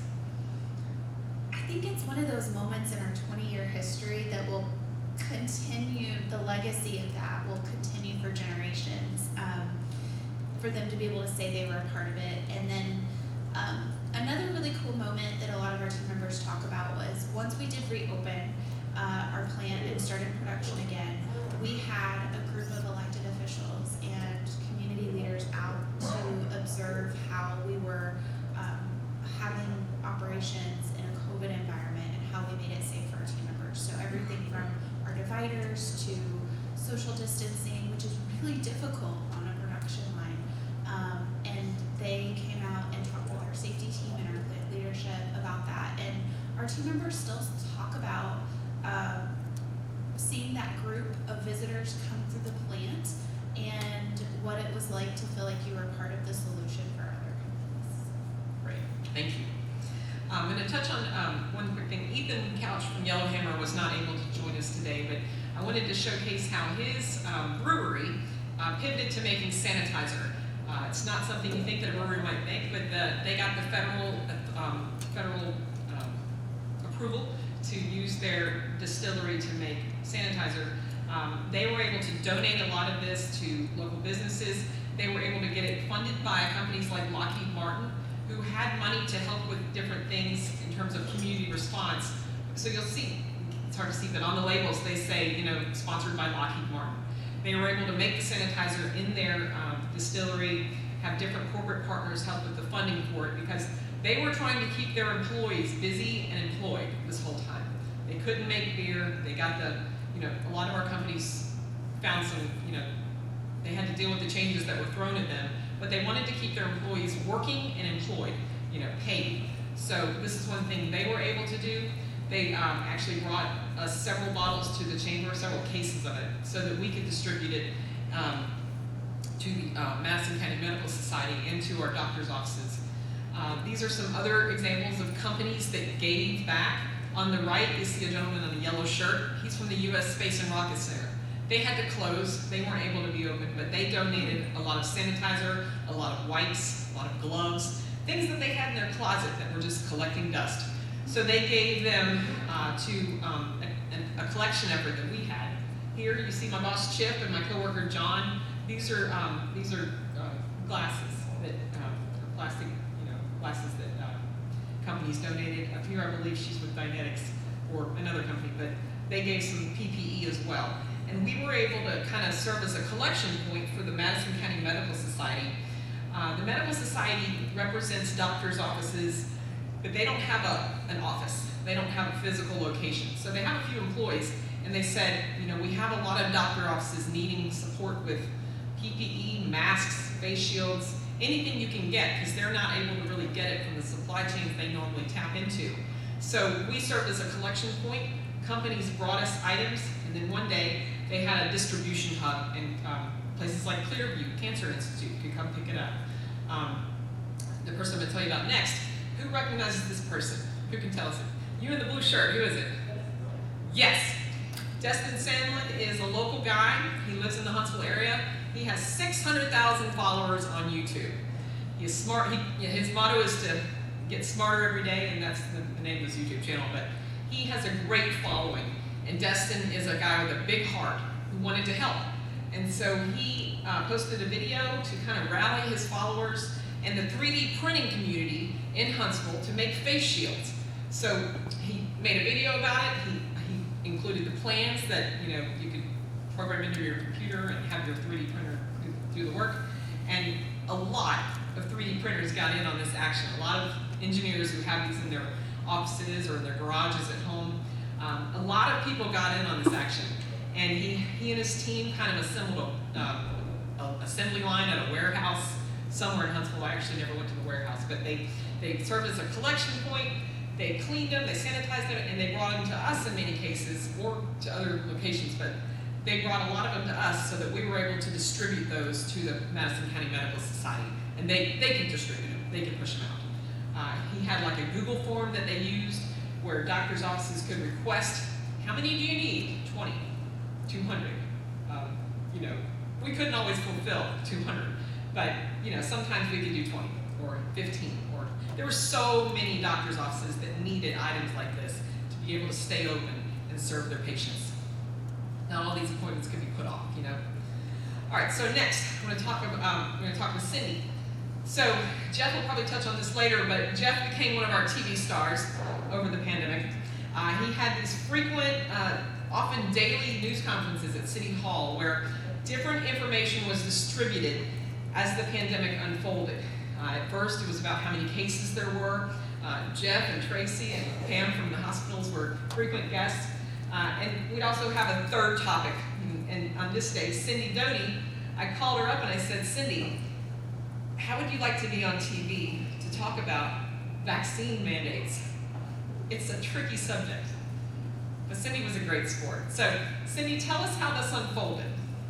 Live TV, by the way. Right, yeah, it was, everybody's favorite topic, the vaccine mandate, and you got to talk about it. yeah, it was a pretty interesting and tricky subject to try to deal with because everyone had their own opinion. Everyone had their own opinion. And when I say everyone, I mean every employee, every HR manager, every city and government person had their own perspective. And so, and not only that, at the time that I did this briefing, we didn't have details on a lot of things. All we knew at this point was that there had been a mandate, a vaccine mandate for government employees, and there was a new one that was coming out shortly for OSHA that would impact all employees. We knew that there was a mandate coming out for government contractors. We knew that there was a mandate coming out for healthcare workers. And we knew there was a mandate coming out for Head Start teachers. But we didn't know the details of most of them. And as you can imagine, we have such a diverse community that is covered by a variety of mandates, and the mandates were not all the same. So, on this particular day, I had worked closely with the City of Huntsville communications person, had literally written out my script because everybody was real nervous. And of course, the city government wanted everybody to know that they had nothing to do with it. The federal government was making this happen and nobody wanted to take credit for it. So I watched your video the other day, and she reiterated it 5 times on who it was from. The White House, the federal government, the White House, President Biden, not the city, not the county. the Biden administration is making us do this. Don't kill your city officers. Don't kill your HR manager. And don't trust what your neighbor is telling you, because what is true for you may not be true for your neighbor. And then you got into the, some of the mandates had the option where you could be tested instead of taking the vaccine. Well, there were rules about that. Certain employers had the option to choose to allow the testing instead. Some employers did not. And then you get into the exemptions. And you know what a lot of people didn't understand is that the exemptions fell under, for most employees, fell under Title VII, which is an equal opportunity law. And so what we were looking at was, you know, what were the legal rules for who could receive the exemption, who could not, and whose decision was it. And it was like fruit basket turnover. I know for me as an HR consultant, I didn't want to have to answer a question because it bends. It bends. So it was really crazy, but. By the way, Becca, would you like to touch on how you were able to loop in our friends at Huntsville Hospital to do a town hall with your employees? Because you got a ton of questions. Yes. So How many employees does Toyota have? have over 1,800 at the engine plant in North Huntsville. So we, with Toyota, one of our core values is respect for people. So whenever we have a conversation around any sort of company-wide change, that is top of mind. And with the vaccine mandate, we fall under OSHA guidelines. So we were encouraging for months our employees to get vaccinated and to consider the vaccine. And what we actually found was most effective was we had Mr. Tracy Doty jump on a Zoom call and do a virtual town hall with our team members that everybody watched. He answered questions live from our team members. He did this for multiple shifts, so everybody got a chance to speak with Tracy, and he just shot it straight. You know, it wasn't coming from HR, it wasn't coming from national media, it was coming from a local healthcare expert that they know and trust, and that actually made a big difference in the number of people we had vaccinated at our plant. So we really appreciate our partnership with Huntsville Hospital for so many reasons, but I think that shows the value of what having those local partners at the table can provide. On your screen, you see some examples of some of the Zoom calls we did with employers. So here on the left, you see David Knupp, he's a lawyer, and Cindy joined us for that one. Over on the right, you see 2 lawyers on the top and 2 HR professionals on the bottom. They kind of just, we held these throughout, you know, as the vaccine mandate unfolded. Just, you know, the one on the left was they answered questions that were popping up. You know, Cindy, can you talk about this one a little bit? Right, I remember being so thankful that David was there because we had like less than 24 hours to prepare to try to explain yet another vaccine requirement and who it applied to. I think this was probably the OSHA one. But, so, you know, when they got to me, they're like, so what's HR's perspective on it? I'm like, don't kill HR. But I also spoke about the importance of showing respect, teaching respect in the workplace. The importance of understanding, having empathy, that this was a very emotional decision for a lot of people. And, you know, and also spoke about resources for employers. OSHA had provided some sample policies and procedures, and you know, in the 24 hours that I had to pull it together, identified those and was able to provide links. And the chamber was very helpful in that they posted these links, they communicated them, and they also posted these videos that we had. In terms of the HR people on the bottom, they spoke mainly about trying to keep their employees safe, just trying to follow the new safety rules and safety protocols and those kinds of things. So that was just more, you know, how do we do it? So it's a lot of exchange of information. Some of these HR teams work for large companies that have large legal teams that can pass down the latest, but some work for very small companies, and they're trying to wade through it. They may be the CEO trying to run their company and produce the product they produce. So we had actually a lot of requests for these kinds of calls because, you know, a lot of people had different questions they couldn't answer on their own, and these, like 150 companies attended these calls. I was worried we were going to max out our Zoom, you know, capacity. So they were very helpful, and we kept having them because things kept unfolding and unraveling.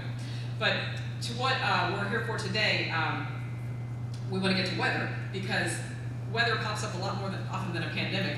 And I want to mention, because of the relationships that we were able to establish with Jeff and Chris at the Huntsville-Madison County EMA, Jeff called me up in December and he says, or maybe it was early January, he goes, Claire, we just had this big tornado in Kentucky or swath of tornadoes in the Kentucky region, why don't we do something where we talk with our companies about severe weather safety?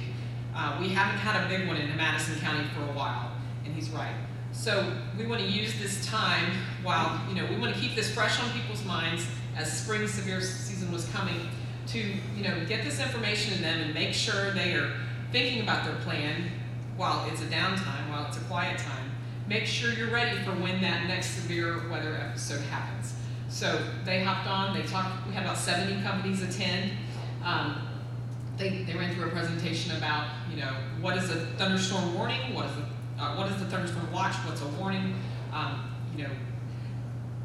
what to share with their employees.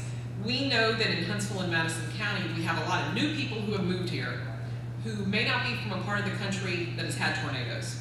They may be from California where they're used to earthquakes, but they haven't lived through a tornado. They don't know the difference between a thunderstorm warning and a tornado warning. We want to help the companies help their employees feel safe and at ease. And I know from personal experience that, having a plan and knowing how to execute that plan, knowing that my kids know where to go when I'm at work, I feel better as a parent. I feel like they'll have more of a chance to make it through that storm. I worked in news for 20 years, so that's why I'm not always home during a storm. But so I know from talking with viewers when I worked in news, a lot of people they're often at work, and we want their employers to take action to let them know where to go and what to do. So we got a call together. They were able to offer this information, and if they needed help with their plan, if they needed help identifying what room in their company is the best place to send people, Chris is happy to go out there and talk with them and help identify that spot. So because we've been able to develop that relationship, we hopped on a call, we got them, we got the companies assembled, and hopefully we were able to save some lives in the future there. So let's get to your questions now, whether it's for any of us. Do we have the young lady with the microphone? Okay. Feel free to ask whatever's on your mind, whatever we covered today or something maybe that we didn't touch on.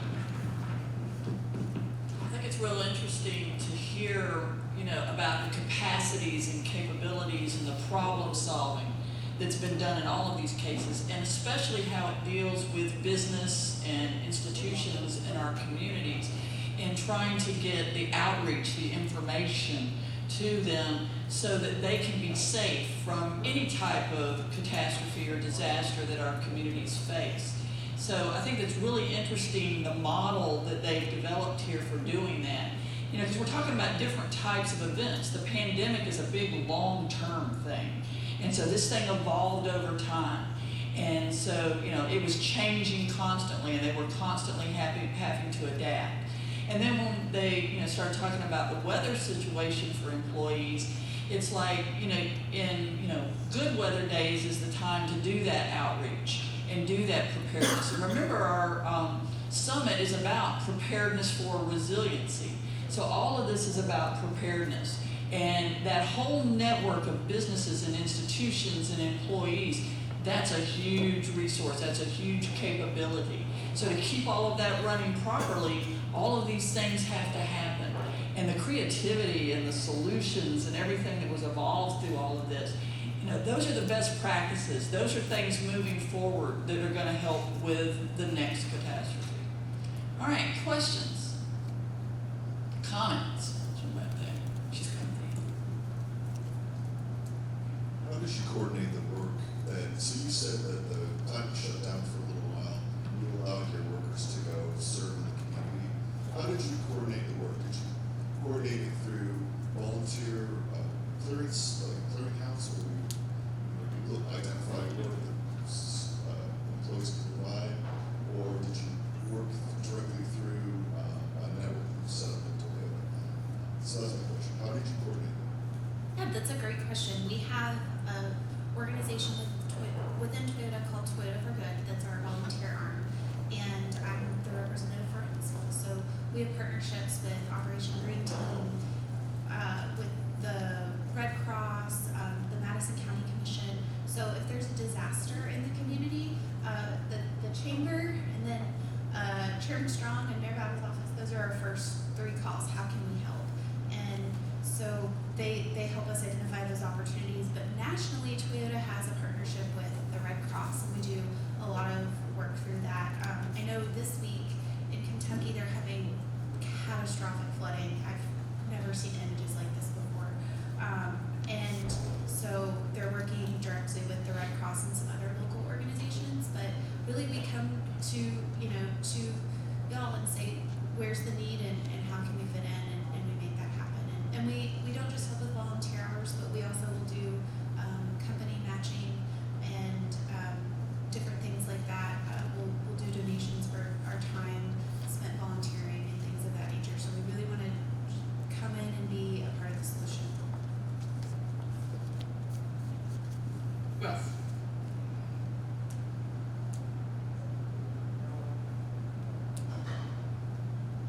Jeff, Tracy, I'll hit on you for a minute. Tell us how things are at the hospital now. With, you've been through a lot in the past few years. Doing well. Like most places, staffing our hospitals. About 65 public patients in Madison County, less than 6% anyway, which has been great. We're seeing this current version of the variant is less severe, so less people are getting really sick. It's still very transmissible, and people are still getting it. We're seeing it in the hospital. So other than that, things are going well. We're still busy doing surgeries and x-rays and all those things. If you know nurses, send them our way.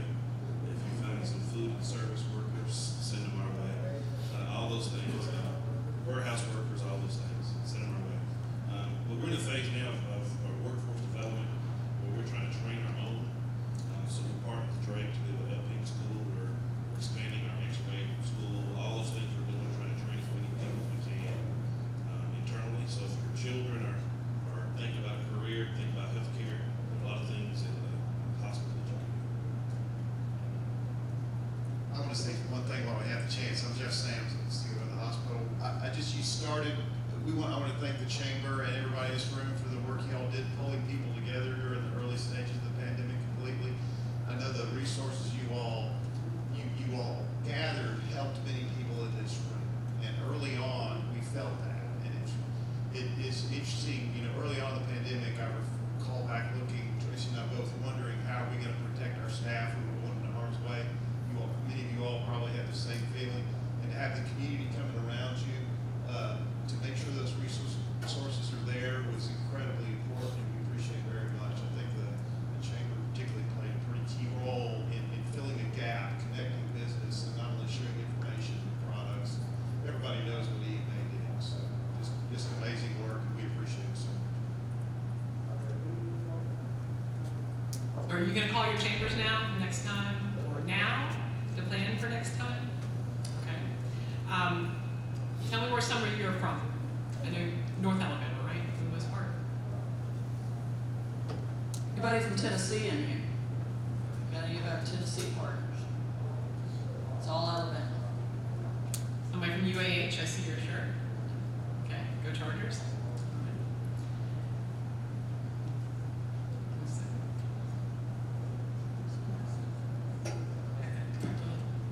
Hey, I worked in the Unified Command during COVID, and I worked a little bit out of my element in procurement, and everybody knows we had a really hard time getting a hold of PPE.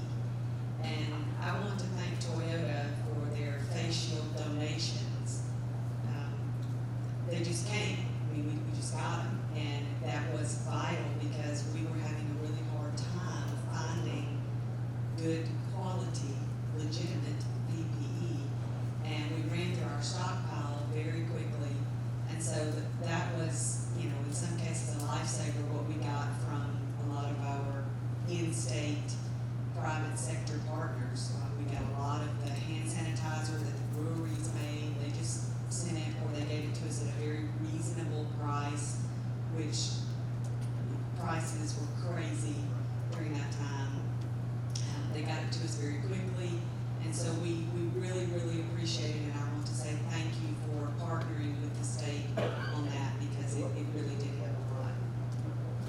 picture with you and Becca after this.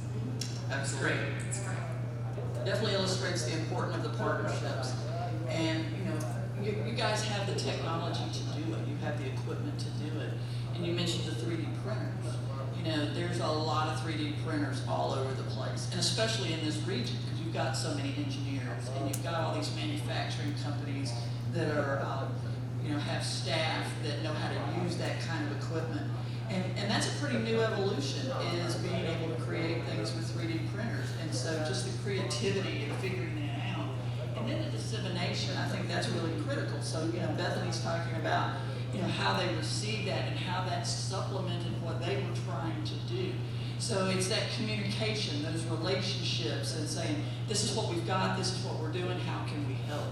And I think that's really vital. How did you guys make that connection to state EMA? I believe that was made through the chamber, if I recall. I believe that was the connection was made through the chamber for state EMA. Sure. And I think what was happening too is we would sometimes have a surplus of face shields, so we were really looking to just get them out as quickly as we possibly could. And the other thing our team did a remarkable job of, we talked about having quality face shields. That is one of our core values at Toyota. So our team took a lot of pride that the face shields they made were sanitized, were top quality, they were going to last a while, and go straight into to the front lines of paramedics. Awesome. Yeah, just a couple of comments, and they're really kind of related to what I talked about in the opening, and that's relationships. So I'm going to be honest, when this first started, I did not know Claire. To be honest with you, I had no idea what the Chamber of Commerce capabilities were.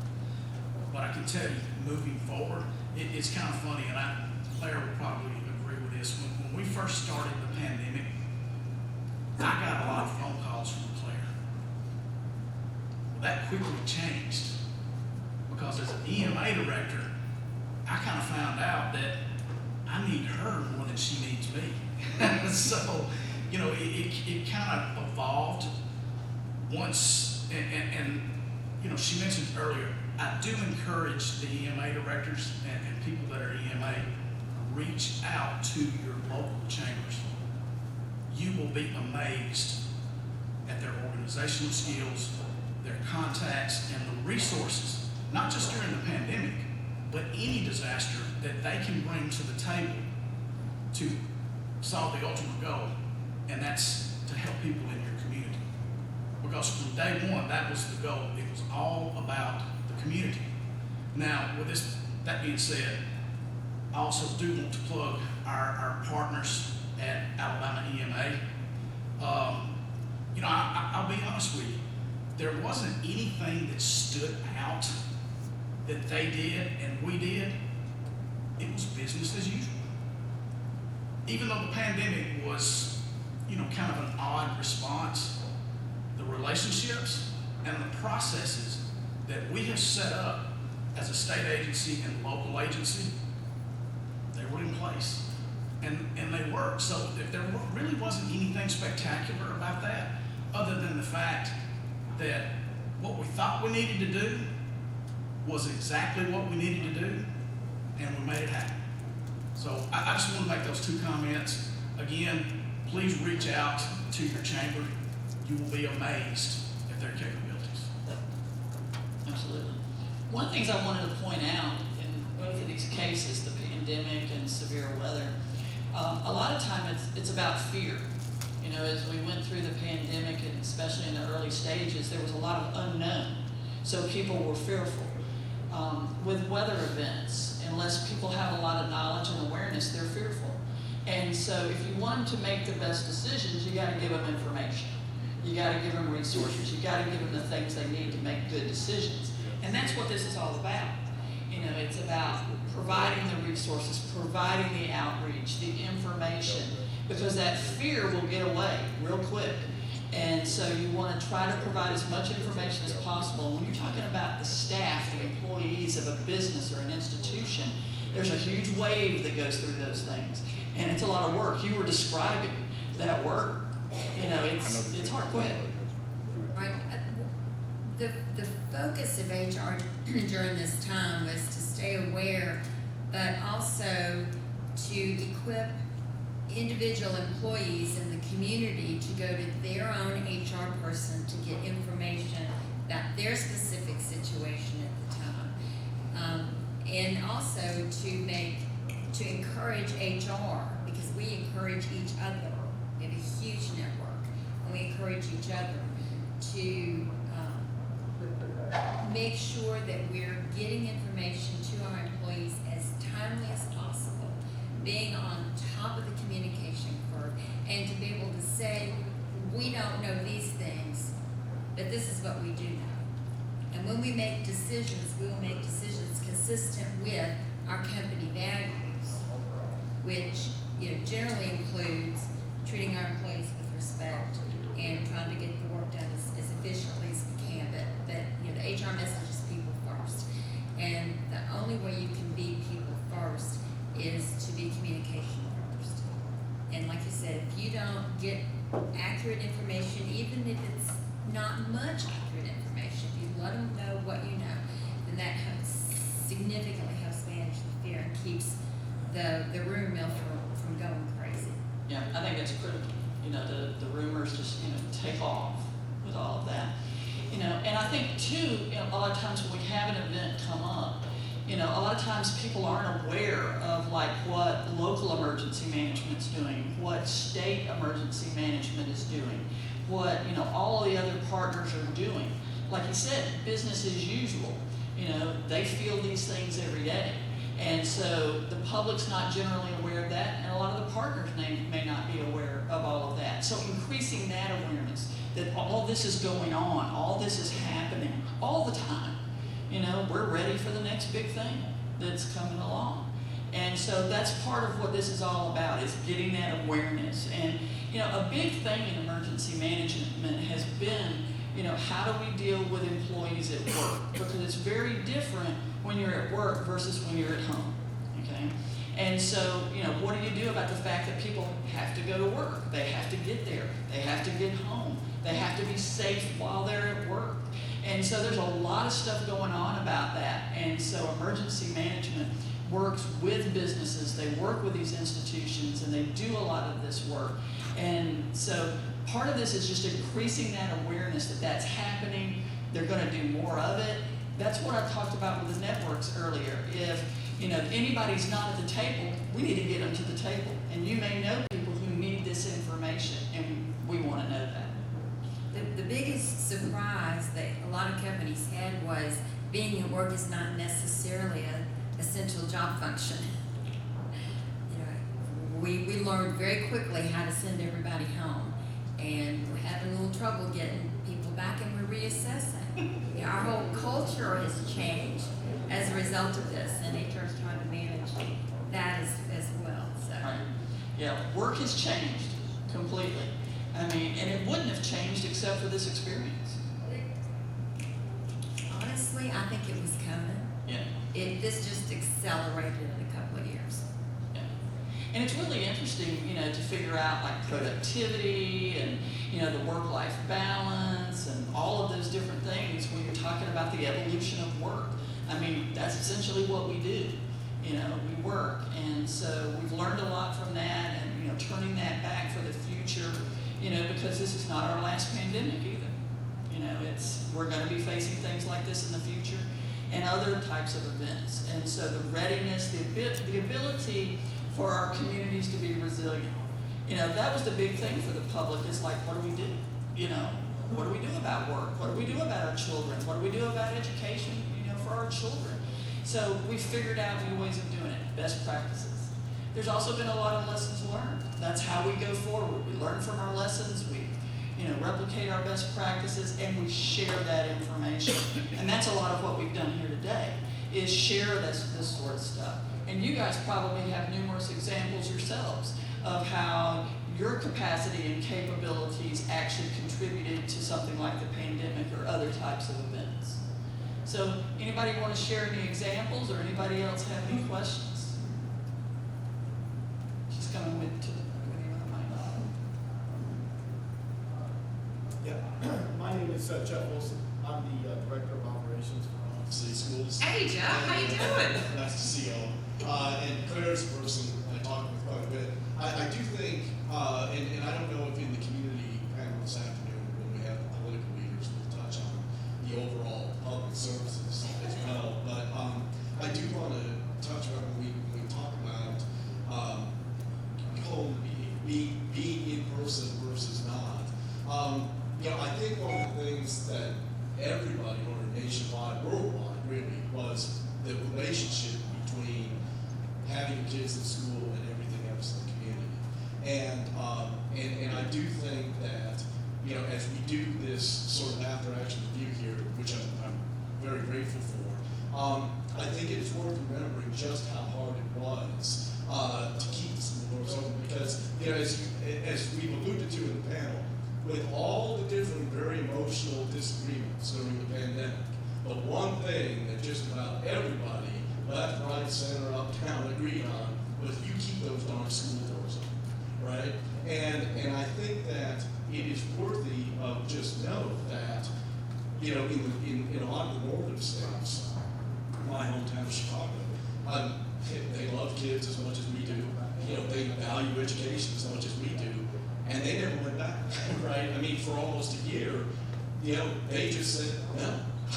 and of course, as you moved in different areas of the country, we're in an area of the country where, there was a lot of pressure to get the doors back open. And we had said in Huntsville City Schools that we were going to take the first 9 weeks and we only made it like 4.5. Simply because We had that news conference at the chamber, actually. We realized as educators that, a lot of the things about the remote just weren't working as well as we thought, but the other thing being just other factors in the community. So I just did want to say that one of the things that helped all, and I am speaking for all 3 systems, so I don't know if we have colleagues from Madison City and Madison County, but one of the things that we did fairly quickly was we stood up an internal communications forum. And I'm retired military, so it had to have an acronym, so I called it the MUSE, Municipalities United Supporting Education. And the bottom line is we mused every week, for a year, every Wednesday at 1 o'clock. I think I still got the invites on the calendar. But the bottom line is that the 3 superintendents initiated this, and of course, after a while, they didn't come every week unless there was, something, they really wanted to address. But basically, we had the 3 school systems, we had the chamber, and we had Huntsville Hospital. And you cannot overstate the impact of Huntsville Hospital on keeping us all informed. And the health department. And the public health department. With all the weirdness and the misinformation and all this, having a weekly touch with Dr. Landers and then Dr. Stubblefield every single week and allowing the educators to actually face the doctors and say, well, what is the deal here, what is the deal there, was incredibly important to us in being able to stay pretty much on the same answer. Because that was another thing that infuriated a lot of the community, was when one school system would do one thing and another school system does it, just like when we had a weather event. And I think that it's a credit to all 3 of the superintendents that largely they maintain pretty much the same answer.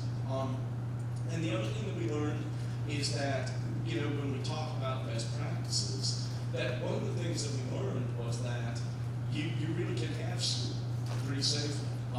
With the overall spread throughout the pandemic in schools was really pretty well for all 3 school systems. I think what we learned was school was one of the safest places for kids to be.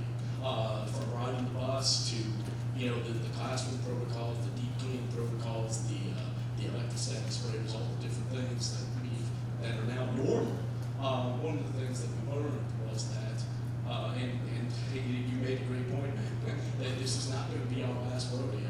Unfortunately, that a lot of these things are still in place in the schools, where the height levels of cleanliness and things of this sort are now the new normal. So I did just want to say that the chamber, Huntsville Hospital, the community, the EMA were absolutely critical partners for all 3 school systems and staying open as much as possible. it's certainly trying to get ahead of whatever the next legal authorities should. Thank you. And they needed some help with the masking message too. Like this school system wanted to stay in mask. This one was getting a lot of feedback from parents, a lot of angry feedback from parents.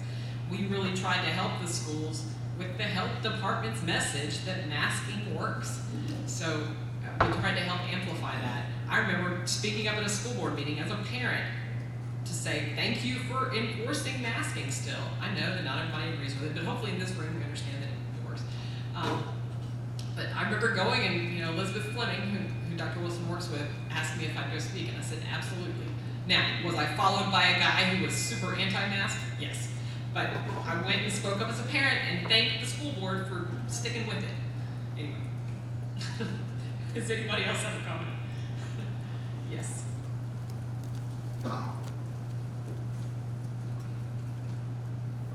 Thanks. My name's Todd Barron with the National Weather Service, and I'm not related to Bob, so I'm not just yet. But I just want to say with the National Weather Service, one of the things I'm a little bit worried about is kind of what you mentioned a little bit earlier was the big influx of new residents here in North Alabama. It has me a little bit worried as a meteorologist, and mainly because it's just like what Dr. Myers was saying, it's just getting people the information that they need. So us at the National Weather Service are constantly trying to expand our network so we can reach these new communities, new groups. So if you don't know, we have a pretty big, robust outreach program. So if you want to help us by letting us help you, reach out to your local weather service office. We have 4 of them here in Alabama. Huntsville office, we cover North Alabama and Southern Middle Tennessee. If you want to talk about Alabama weather hazards, we can do that. If you want us to look over your safety plans, we can do that. Because in the end, like Dr. Myers said, it's all about knowing what to do with the information. We can provide you the best warnings, forecasts possible, but no one knows what to do with that information, then it doesn't really matter. So again, if you have any questions about weather preparedness, reach out to your local weather forecast office. He's serious about that. They do a lot of outreach, a lot of communication, and provide a lot of good information. And I've been working with these weather service offices for a long time, and they're very passionate about that outreach and reaching their communities. They take it to heart. They take it very seriously about the safety of the community. And the point about new people in the community, I think that's probably one of the hardest things. People aren't familiar when they come into a new community about what our vulnerabilities are, what are our weather threats, what are the potential things that can happen in our community, what has happened in our communities, and how do we plan for it and how do we prepare for it. Because you want to talk about the most fearful, it's going to be the people who've never experienced those things before. And so if we can get that information to them long before it happens to them, they're going to be more prepared. And we can do that very easily. The media plays a big role in this. On blue sky days, they're talking about this. Emergency management is doing it. They do all kinds of outreach. National Weather Service does all kinds of outreach. A lot of other partners do. Our big businesses do it, and the HR groups do it with their employees. So there's a lot of stuff going on within businesses and institutions, and then from your infrastructure, it's coming from all of those different entities. So if we can connect those dots, if we can get that information out there, and let me mention, social media is a big help in this outreach. So National Weather Service has a big social media presence. A lot of our other entities have a big social media presence. And if you want to reach your community, social media is a great way to do it. And you can put a lot of preparedness information out there, a lot of reminder information out there. One of the things that came across in our research was that a lot of people don't know where they are on a map. And that came to us from a broadcast meteorologist, James Spann, down in Birmingham. He said, I put all this information out there, then I get all these calls from people who are like, well, what about me? And so he says, these people don't seem to know where they are on a map. He said, will you address that question? So we went and looked at it, and it's not that they don't know where they are. They don't know. They do know where they live. It's just they haven't looked at the maps, those graphics, to figure out where they are on that graphic. So what we recommended they do is through social media and through every other communication, is put out a blank map ahead of these events and say, find yourself on this map so that when the time comes, you'll be able to interpret that map. And you've probably seen it. You've probably seen those blank maps coming out. We've got that going here in Alabama. We've got it going on over in Georgia, where we've disseminated that research result. And so that helps people. So figuring out what they need to know, what they need to help them, and using things like social media and the broadcast meteorologists and the journalists on the news stations, they provide a lot of good information. So, putting people in contact with that information and knowing what people use to get their information is important. Who uses social media? Who uses the television? Who uses, the apps and the internet to get their information? And how do you package your messaging through all of that? And how do you get it out in a timely manner is critical. And if you need information on how to do that, these partners can help you figure out how to do that. Any other questions, comments? I would just like to say one thing. Todd, thank you for bringing that idea up, because I have a magazine that we publish every other month, and I'm always looking for story ideas, and I can totally do something on the fact that you help companies with this kind of thing. We have a newsletter that goes out every Monday to all our companies, so I would love to include that. Thank you for voicing that. Okay. Well, it's time for lunch. Enjoy your lunch. We want to thank, yes.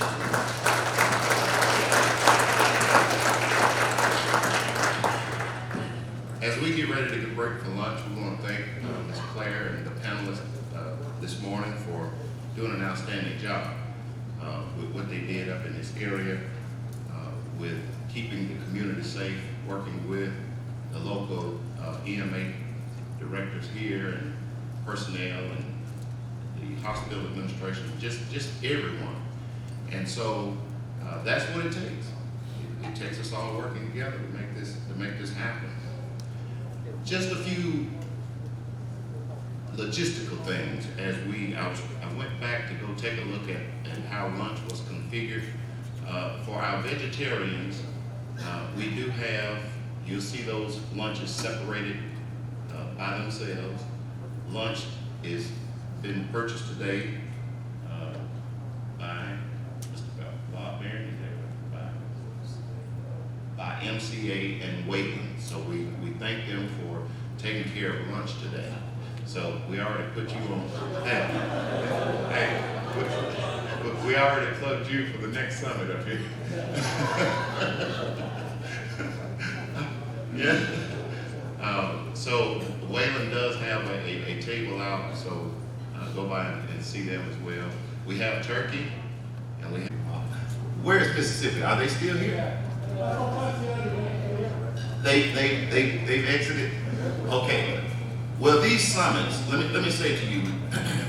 Let me say to you what we're doing in Alabama. Our sister states. I don't know if anyone else is doing what we're doing. I thought about when the phone calls started ringing off the hook back in just a few years ago, 17, when shootings were happening down in Parkland, Florida, and the legislators, the phones were ringing off the hook, and the governor as well. So when they called us over to the State House, they wanted to know, what are we going to do? We didn't go in there with that adage. I shared with the speaker, who I want to thank again, and Rex Reynolds, Representative Reynolds, for being here, and Gerald Allen.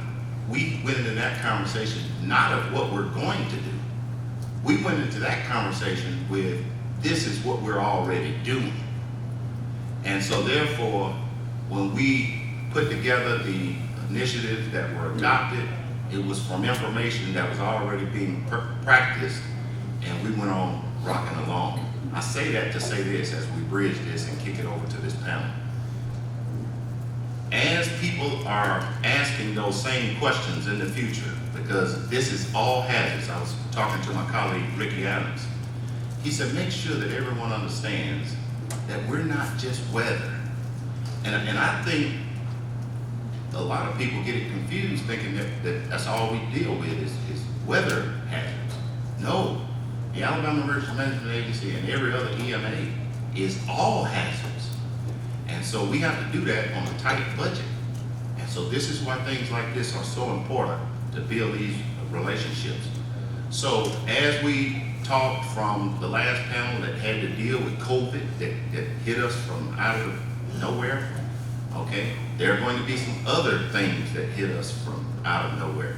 But because of these relationships and resiliency and networking and communicating and all of the things that we're talking about up to this point, we are prepared. So when they get calls, when you get calls, don't answer it from what we're going to do. We're going to answer it from what we're already doing. Make a note of that. All right. So as we transition to this panel, I'm going to turn it over to Director. Go back. Go back. We're going to turn this over to Mr. Jeff. Very well.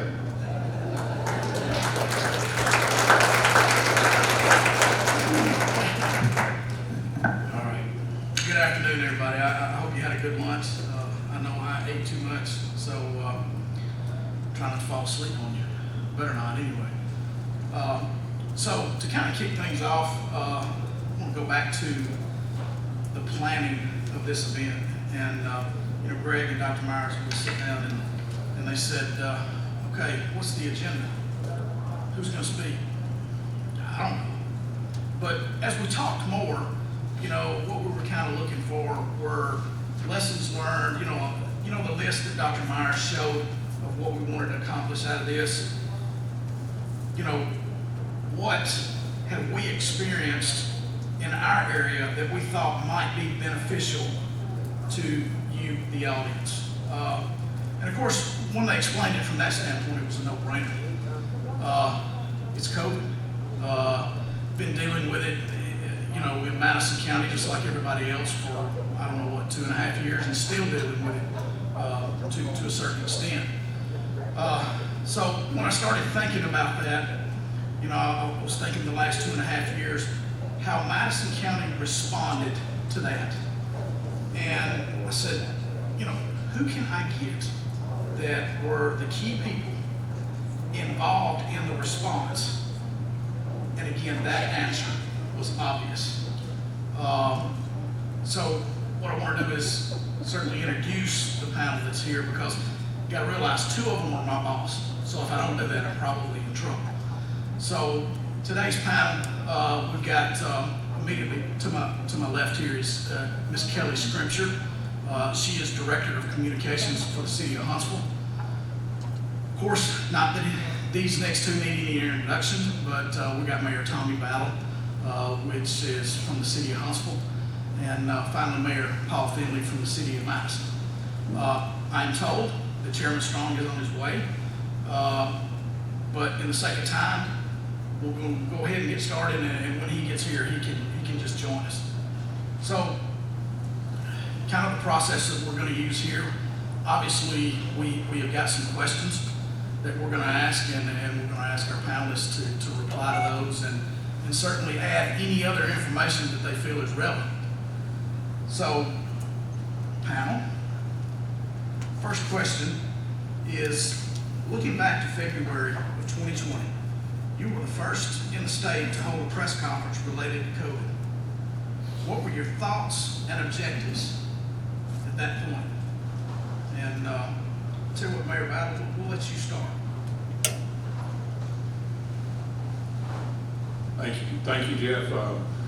You start to remember back to those days, and you start thinking about what we were looking at the possibility of facing at that time. We had been through, and the times that we had all been together, Paul and I and Dale, is administration had been through the H1N1 virus, and when the H1N1 virus came in, if you remember, it was predicted to have 20% lethality, be 20% lethal. 20% of the people who got H1N1 were supposed to die, and so we had had some experience with that. We'd had some experience with tornadoes coming across North Alabama. So when we started seeing the signs of what was probably the future to come, and that COVID was coming, we decided it was time to kind of put in work on people, to make people start thinking about it, to start educating people.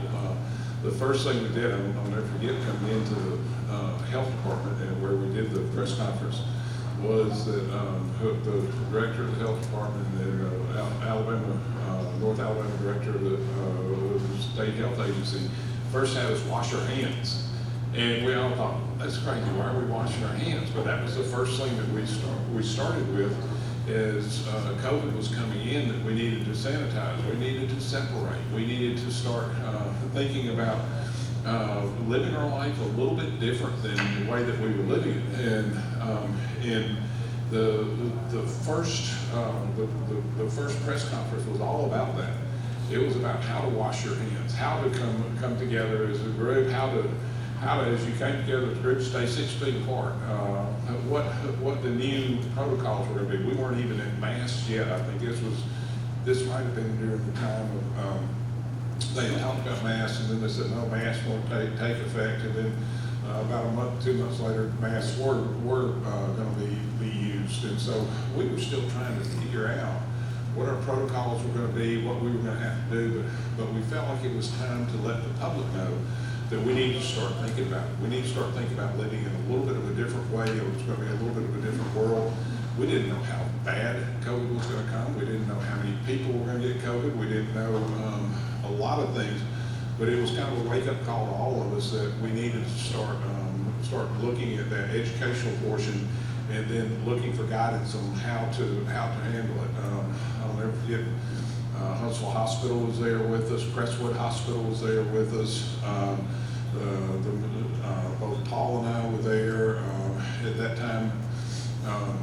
Dale Strong was there from the county commission, and then the Madison County Health Department officials were there, and the state health department officials.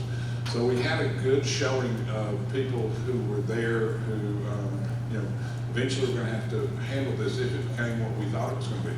And we could see from early numbers and early spread that it was going to eventually find its way to Alabama and to Madison County. And we wanted people to start thinking about being ready. As we would say, be ready, Paul. Remember that.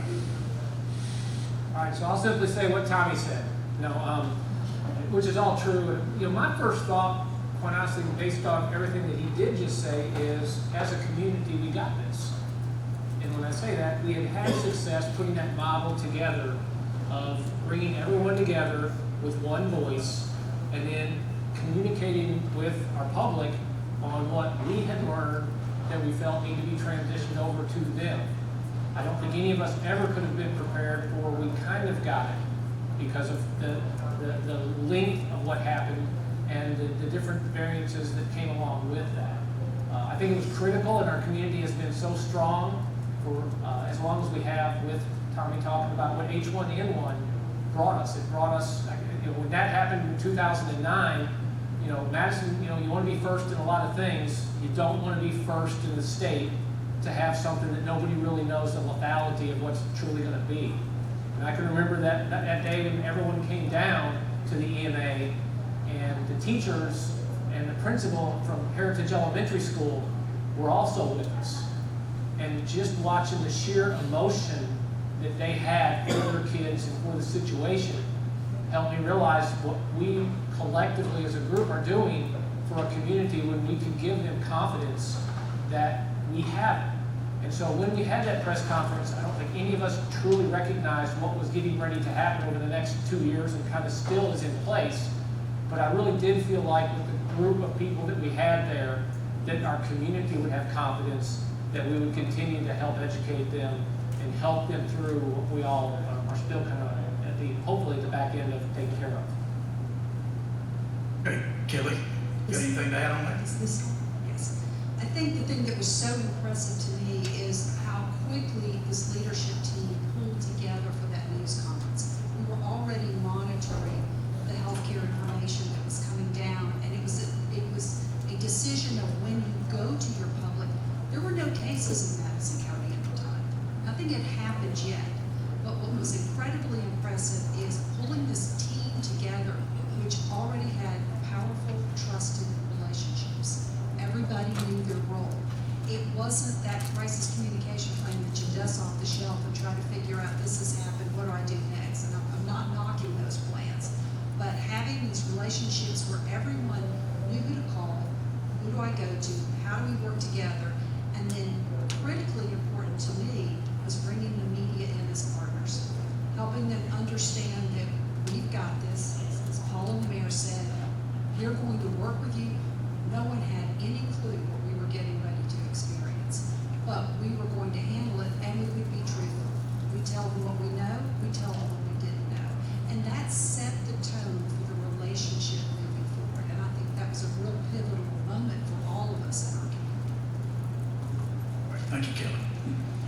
All right, next question, and I'll kick it to either Mayor Battle or Mayor Finley. So, looking at the first question, second question is, what was your approach to responding to COVID as it evolved from that first press conference? I think one of the things that we continue to do as we work through these situations is first defer and give some stability to the message. You know, the one thing that happened, especially in the tornadoes, is we set a defined time. I think it was 8:30 in the morning, where everybody would be ready for our input, our output to them. But before that, we would meet.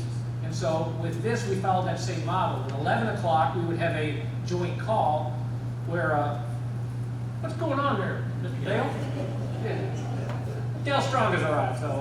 But we would have a meeting before the meeting.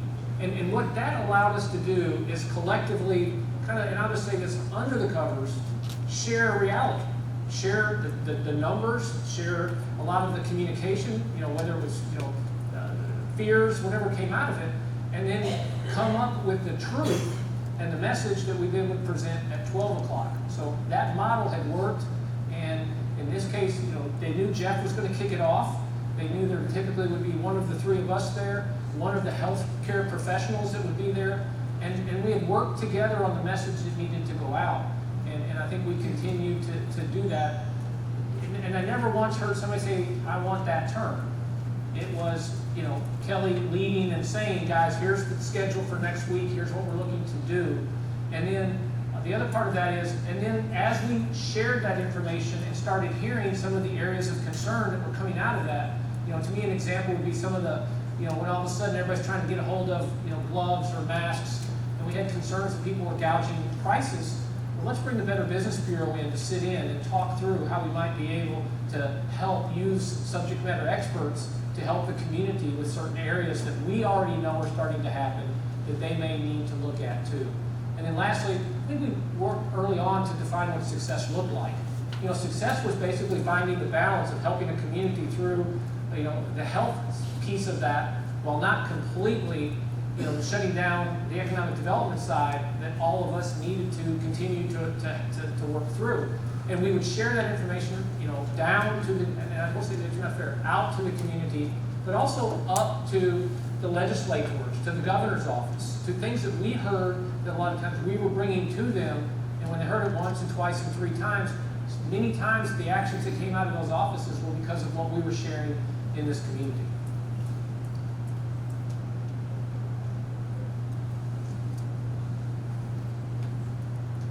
So go ahead, Mayor Battle, and then I'll come back to Chairman Strong. I'll repeat the question if you want to go ahead. Okay. I think what we hope to come out of that first press conference was a sense of concern that people were going to take this seriously. The second thing that happened was it was probably a month and a half before we had our first press conference at noon. And that gave us time to put our act together and to work together. We started from that very first day, and we started to throw out some ideas on how to handle this. I mean, how many of us ended up putting red team, blue teams together so that you didn't have everybody together at one time, so that if there was a super spreader in the group, it didn't wipe out a whole department or a whole area. How many people started pressing upon everybody the importance of masks, how many people started pressing upon everybody the importance of separation. All those things tied together, and after, you know, we had our first press conference, we started with the daily press conferences. We'd seen how it worked when we had the tornadoes, we'd seen how it worked when we had H1N1. If we could come at one set time during the day, come at 9:30, we came at 9:30 in the morning with the tornadoes. With this one, we came at 12 noon. But one set time of day, people knew that they could tune in their TVs and that they could hear the latest on what was going on. The misinformation and no information is the biggest threat to any of these threats that we have out there.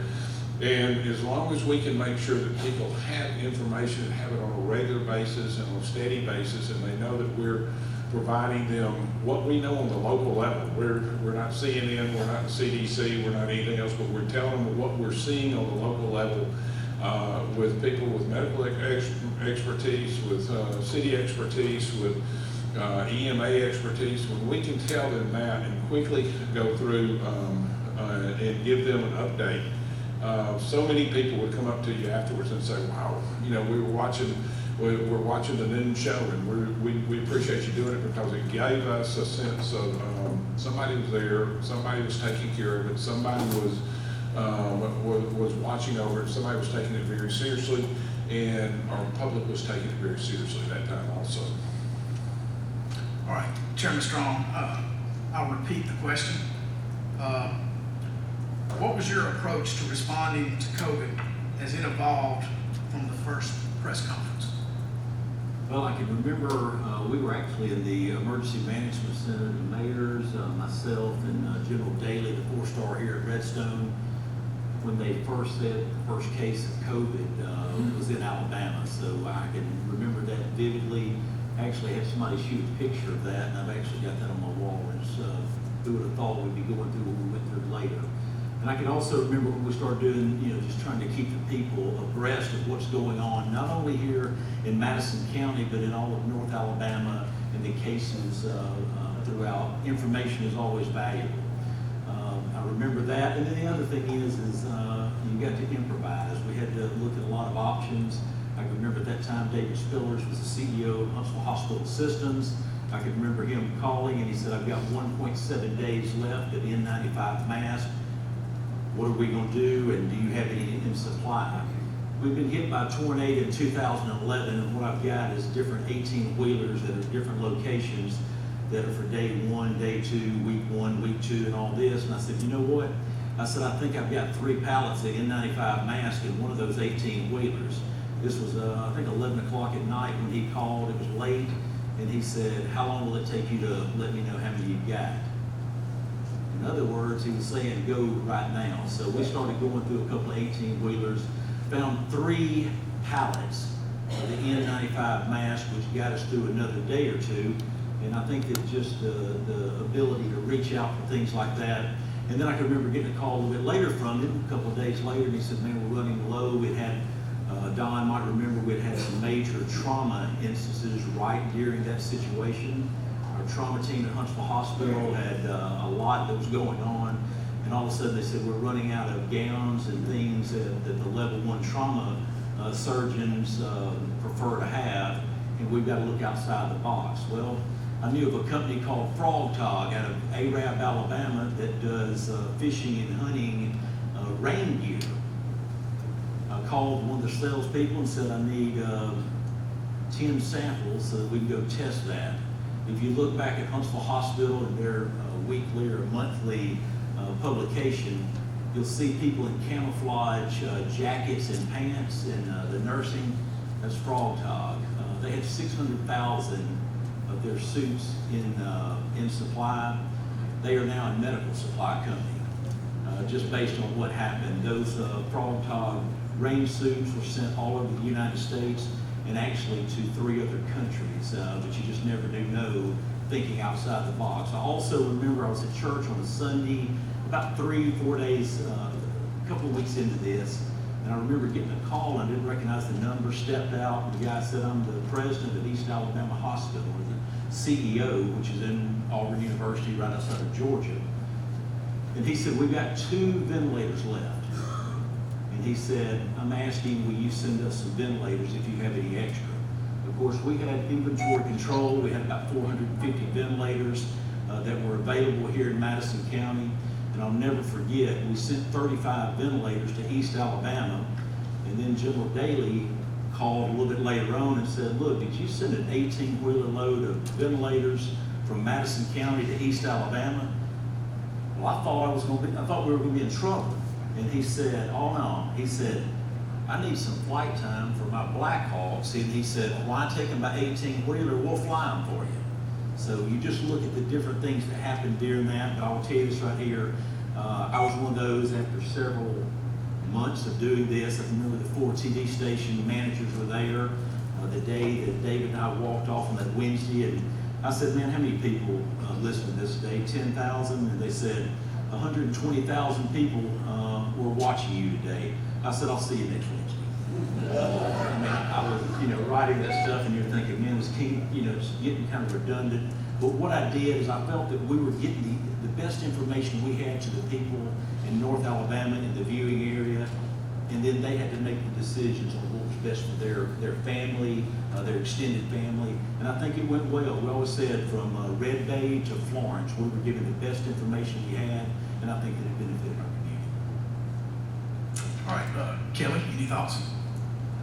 Briefly, from a communication standpoint, it was really about message consistency and reach. So listening to this wonderful team every morning discuss all the issues and concerns, we're in the meanwhile monitoring media, social media, trying to understand where the pulse of the public is, bringing that information in. And the beauty of this model is that everybody worked together. It was a consistent message. For example, when the masking review day came in, everyone was asking, are you going to arrest me if they don't wear a mask? What do you do to a business that's not enforcing it? Well, we'd all get together very quickly and figure out what that messaging would be, and it was going to be positivity. We're not out there with a heavy hand. Government agencies, we're here to work with you to get through this. And there was just this consistent, positive approach that we were able to work with, hammering out that messaging, understanding what it was day to day, using every tool in the toolbox, whether it was email, digital alerts, Facebook, social media, live broadcasts, live on-demand recordings. We had it all available. We did Zoom sessions for people with messaging. We brought in infectious disease specialists and did Zoom interviews that the public could tune into. Anything we could do to address whatever concern it was, predicated on the decisions and the conversations that occurred during those daily meetings. All right, Kelly, we're going to stay with you since you brought it up. So next question is, tell us a little bit about how you disseminated information to the public. Well, I think we all have all of the tools that are available to us today. I think you pick the method that makes the most sense to reach the audience that you need. In this particular case, we needed every tool that we had, and we used it. We typically would pick what we were trying to do. If it was something that we wanted audience participation in, or in other words, we wanted a forum where the public could weigh in and ask questions, or was it something we were trying to push out? Working with our media partners on a broader reach. To Dale's point, that 120,000, that's, think about one station. The city's Facebook Live alone would get 125,000 views on one of those meetings. That didn't include all the other platforms. People all across North Alabama were watching this team to see what we were going to say next. So I think, frankly, we just exhausted everything that we had, and but used it not in a saturation fashion just to use it. We tried to use it intelligently and to meet the message that needed to go out. Either the mayors or chairman want to respond to that? I think the best way that we disseminated information is to get David Spillers to it. He was a rock star during that. Everybody loved watching David Spillers. They'd say, oh, I saw you on TV. David Spillers was really good. Jeff, you got a lot of work to do to come up to his standard. You're going to have to get a stylist or somebody to help you with that.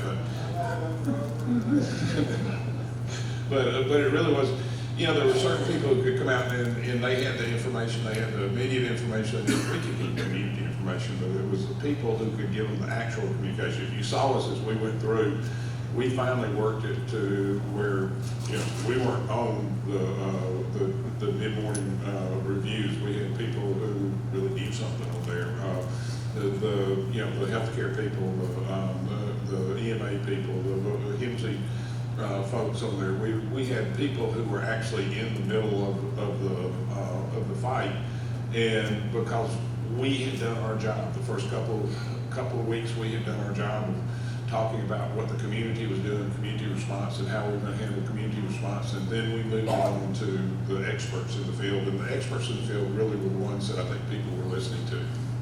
I think it was also unique, and Jeff and Tracy, I know that they were there the whole time with the orders going out, but we had an anomaly here. If you start looking, you know, you saw the numbers were extremely low in Madison County. Well, the reason that was is because immediately Huntsville Hospital said we're not testing in-house. We're going to set up an outside area where we're going to test. They set up at 120 Governor's Drive. They set up at Joe Davis Stadium. But if you look in New York, New Jersey, and a bunch of those states, what would they do? They would say, everybody go to the hospital. Everybody go to the hospital. Well, that's why we had that anomaly for about 8 or 9 weeks that we dodged the head of the storm there. But there was a lot of great things that were learned during that process, but I just remember that was a huge part. Whenever we said, hey, they said, we're not going to be testing everybody that's got symptoms. Do not go to the ER, because that's where it ran rampant through many of your hospitals. So I tip my hat to Jeff and Tracy, because they were the ones that were asked to execute that. And a lot of it was, we learned the value of a not-for-profit hospital. We weren't having to look at next quarter's revenues and next quarter's earnings. We were, you know, as David Spillers told me at one point, he said, you know, I think I've said this last month, that $50 million on making sure that we were ready for this, as this came, making sure that we were able to address what the public needed to do. And that's the value of having a public hospital in your community, because they didn't have to worry about that quarterly earning report. Okay. All right, next question, we'll start with Mayor Finley. What responses or actions were you trying to obtain from the public?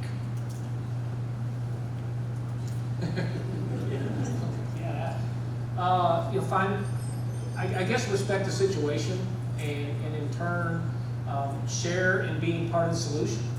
You know, I think one of the, you know, you think about it, the public was also the news media. When you sit kind of where we are, the biggest fear you have is the gotcha question. The question that they ask, it doesn't matter how you answer it, you're in trouble. And I think one of the first things that we did well, and Kelly led this and did a phenomenal job with it, is we partnered with them, and we let them know the importance of their time that they were giving this to our community, and then we wanted to answer hard questions, but we didn't want to be put in a position of politicalization, which was the detriment of so much of what's still happening with COVID. I'm sorry, from a national level, if you guys look at what was happening there, the message was so inconsistent, so politicized. And so they had an option to turn around and try to gotcha us, or they had an option to partner with us. And we are blessed in the sense that this community believes more strongly in community than they do as far as they were getting the ratings, but they got it as a partner. That doesn't mean that we didn't get them every once in a while, and probably didn't sometimes deserve them, because we didn't make every decision perfectly, or there were times when there was something that we would decide that was different from what some others wanted. But I think one of the best things that we were trying to do is find that balance of keeping everything open, where we could still live somewhat of a quality life, while also respecting the fact that we wanted to keep everybody safe, healthy, and alive. And I think we did a good job of that, but I think also the community did a good job of that. I think if you go back and watch any of those earlier briefings in the height of COVID, you will see the answers. They were phenomenal. They were as candid as they could be, and honest, and that's where you earn media trust. There weren't those typical canned responses that they lost everything. So if we whatever it was, you all were incredibly candid and forthcoming, and that made a huge difference. All right. Well, the next question, and Kelly, while you've got the floor, we'll start with you. What do you think the most successful messages that made a difference, and why do you think they were so successful?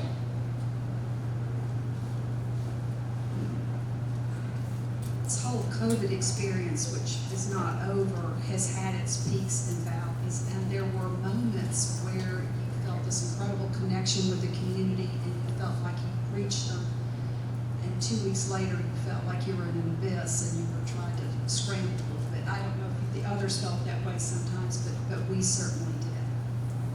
Again, I can't single out a single powerful message. What was most important, again, was the consistency. Whatever it is we were working on, we told the truth, we followed the science, we brought in the experts. The mayor, when he discussed about shifting away from government to the medical community, I thought that was a critical pivot in the middle of all this.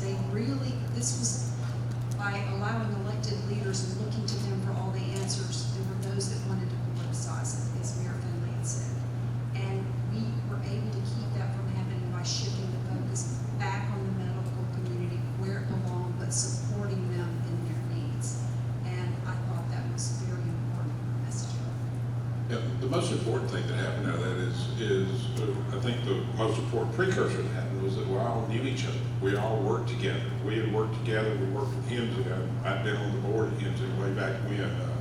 We worked with Huntsville Hospital, and we were already working with Huntsville Hospital. We worked with Judy back there with the state, the health department.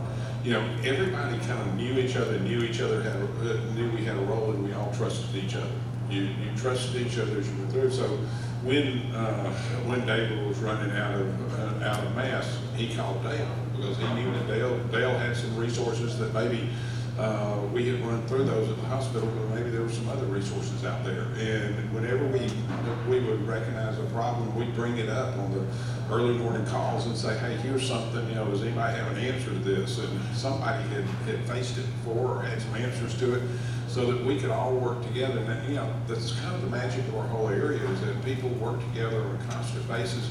But it's so much better to work with somebody that you already have a relationship with, you've already set up a relationship with, than to be calling and say, hey, I'm so-and-so from such and such, and now we have this problem, we need to fix it. The whole idea was that we had been a community way before COVID came, and as a community, we knew how to come together to work together on problems. All right. Okay. Last question, and we'll start with either of the mayors or the chairman. Was anything different about the COVID response versus responses you've made to other events in this community? Yeah, I think every disaster is a different response, but I think I can remember the Corps of Engineers, I think with the group that came in, and a lot of people didn't know this, but had laid out that if this thing got to the point that it inundated our hospitals, that we had to be prepared to go with a lot of sick people, 500 or 600, 700, whatever it was. But there was a plan to use the Von Braun Center. That was real. Whenever they laid that out, and I said, oh my goodness. But it was happening in Nashville, Tennessee, where they were in a parking deck with patients that were being treated for COVID. And so that's whenever that did, and I can remember, they said, they were coming somehow in a phone call, and there was a lot of us involved with that, and I said, can you come to street clothes? Because if that would have broke our community down, to see that, preparing for that big of a disaster, and thank God we didn't do that. Thank God.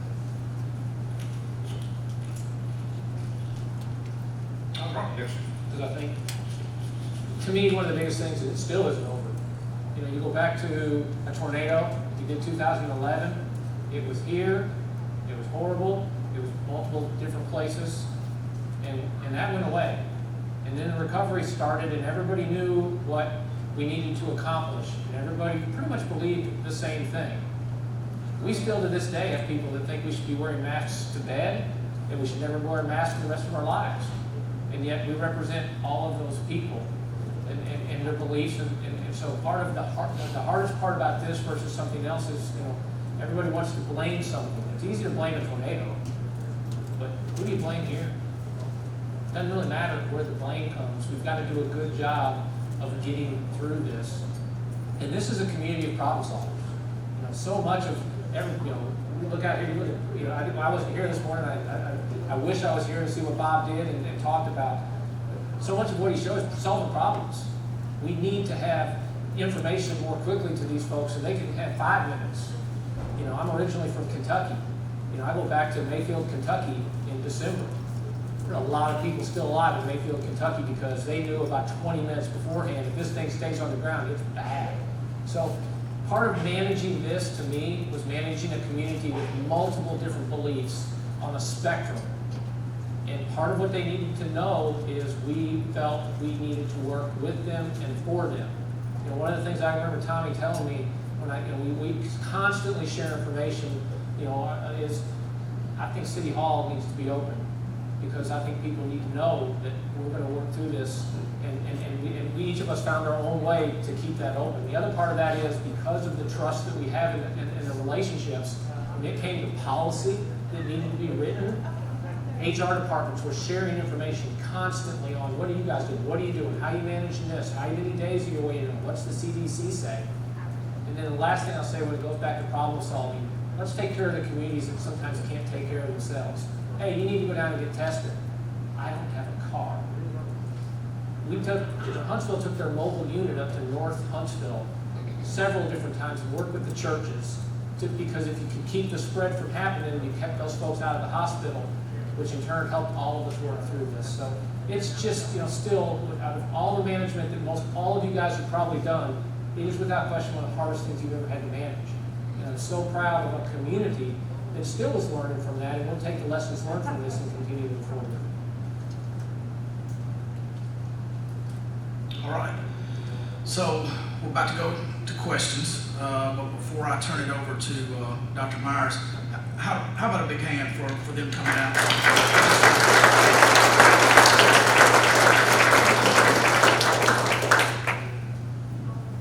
All right.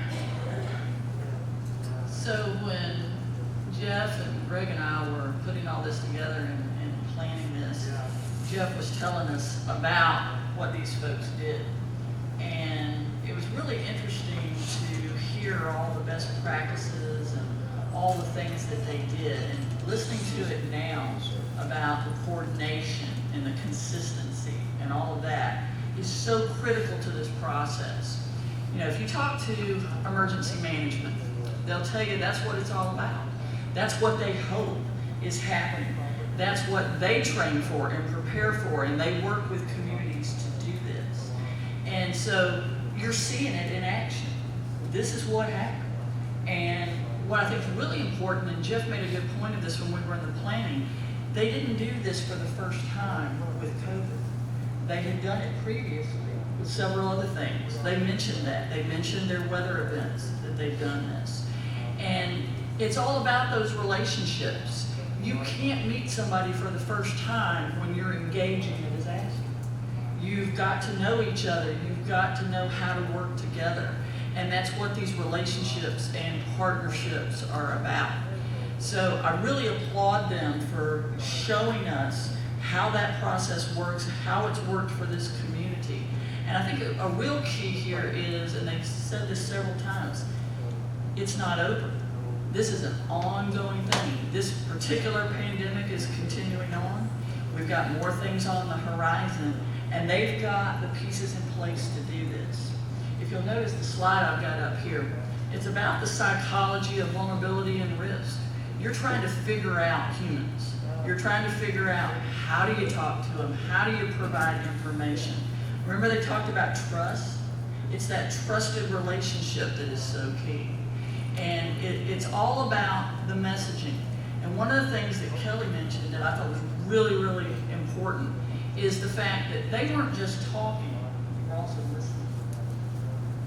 they were getting the pulse of what was going on out there with the public, with the partners, everybody, and they were gauging that every day.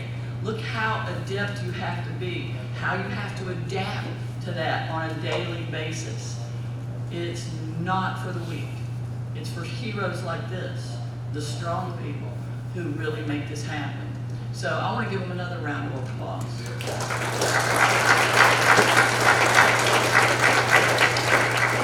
All right, so let's get to questions, comments.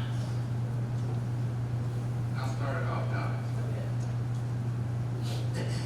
My question is, what do you all do just kind of on a routine basis as a fraternity of mayors and leaders, chairs and so forth?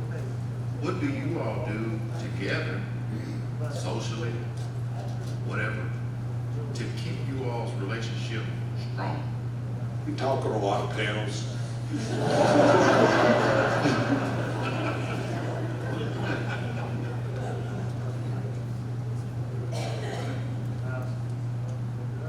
I think that is true, as far as we do talk on a lot of panels, but I think the other thing is we continue to share information about the good, the bad, and just try to, if there's ever any ugly, we try to stay away from that too. You know, I go back to, we talk about things that occurred, and it may not be EMA related per se, but in 2010, I think I was sitting talking with Larry, one of my city councilmen, when I got a phone call from Ralph Cobb that we had a shooting in Discovery, and there had been a student that had been shot.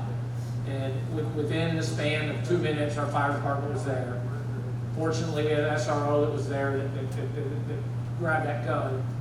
And we waited till that afternoon, and we had a press conference. And I can tell you, a 9th grader was shot at Discovery. I had a 9th grader at Liberty. And to say I was in shock, probably not to the level that I know of, but also Dale stepped in, who had been through multiple pieces of this, and said, I'll kick it off. A week later, unfortunately, the situation at UAH occurred, and we had shared a lot of information, and already Tommy called immediately and said, buddy, unfortunately this has happened, and just be ready. And so I go back to, we spend a lot of time together, and because of that, continue to build trust. And I think where we're really good, it's no secret, that when it comes to sales tax dollars, we'll do anything we can to get them, and we're holding our own right now. But because we continue to share information and work together on the big picture of jobs, and Dale's come into that, and it really doesn't matter now, because there's so much opportunity for places for that sales tax to occur. So what we do is respect, trust, and then share information where we can to help the community. I'm glad he told me it's still on, so I didn't say something wrong, but let me tell you this right here. 10 years ago, when I was elected chairman of the Madison County Commission, what's hard to believe is our community had about a 9% unemployment rate. Madison County Commission was on the verge of bankruptcy, and it shows when you work hard together what you can do. In the last 10 years, working together, relationships are better. You think about it, there was a breakdown in communications 10 years ago. Together, we recruited 30,000 new jobs in less than 10 years, paid off the debt, built a $40 million amphitheater, a $55 million AA baseball park, recruited some of the brightest minds from all over the country. And that's what you've got to do if you want to be number one. U.S. News and World Report, Huntsville, number one. They don't hand that to you. You got to work for that. You look at what's going on in this community right now. We are who we are because so many new people have moved here. You think about UAH, you mentioned that. UAH is one over 10,000 students, where 71% of them, after graduation, choose to live right here in this community. Very few colleges and universities have that. That is an unbelievable situation. These guys, we took a pretty, there's people that said, why are you building a $40 million amphitheater, talking about this guy that said, why are you gonna build a AA baseball park? If you want young people graduating from college, young families to come to your community, you gotta have something for them to do after 5 o'clock, or you will not get the brightest and the best. But that's what dialogue leads to. It shows you to take the same template that we have done, take it anywhere in the country, and if you're working together, you can make your community a better place to live. One of the things we looked at early on, ever since 2008 when I was elected and Paul was elected, that we're here as a team, you know, and we are here as a team, and we work with each and every entity in our community, and we work for betterment. There's, you know, and everybody kind of leaves their egos behind. Ego is the worst thing you can have in politics. Well, it keeps things from happening, and everybody works together. I mean, many people forget that during the midst of the COVID, the Madison County Public Health Authority, Sherry Squires was leading, stepped in 2 or 3 times to say, hey, we're going to put this in place, and you know, and we would come back and say we're going to support it. And it was some things that, you know, with some segment of the population wasn't that wasn't supported as well as it should have been, but it was things that were necessary to do for the public health of the community. And so all of us, as we went through these things, as we went through H1N1, we became a team, a strong team during that time.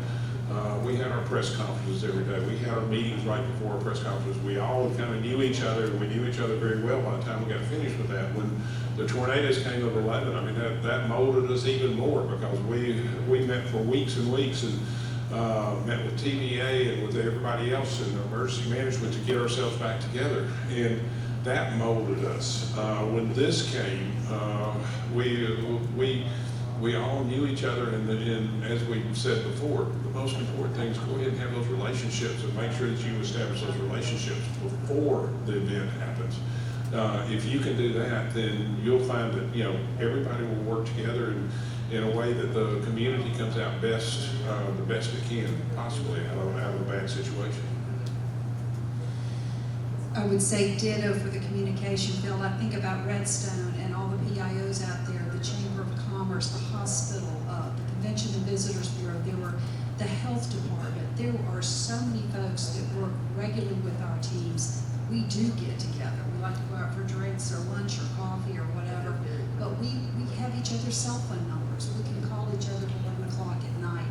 Having those kinds of relationships and keeping that up is important, so that we can all work together when situations like this occur.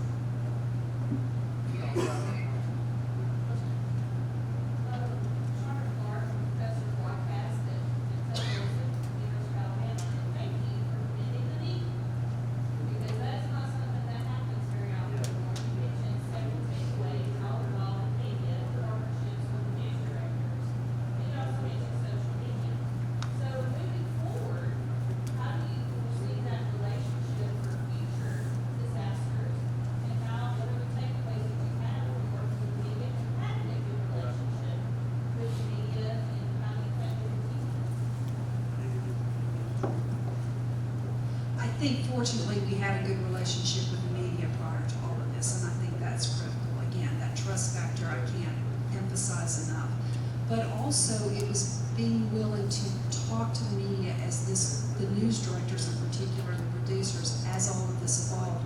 We were eating a big chunk out of their day. That's ad revenues they're giving up for us to sit for an hour on television every day at noon. So when we had weather events, they would call and say, can you delay 5 minutes of our weatherman, Bob will appreciate this, can get up there and talk about severe weather, because that was critical. We said, absolutely. So we would literally hold, and we would make sure we put it on social media everywhere. Let's just wait a few minutes so that they can get weather in at the top of the hour. I know that just sounds like a little thing, but keeping that dialogue open, working with media, sometimes we can get in polarized situations with certain particular reporters, it happens, but having relationships, I can pick up the phone and call most of the news directors and say, I'm having a problem, and we talk very candidly, and it's a really healthy relationship.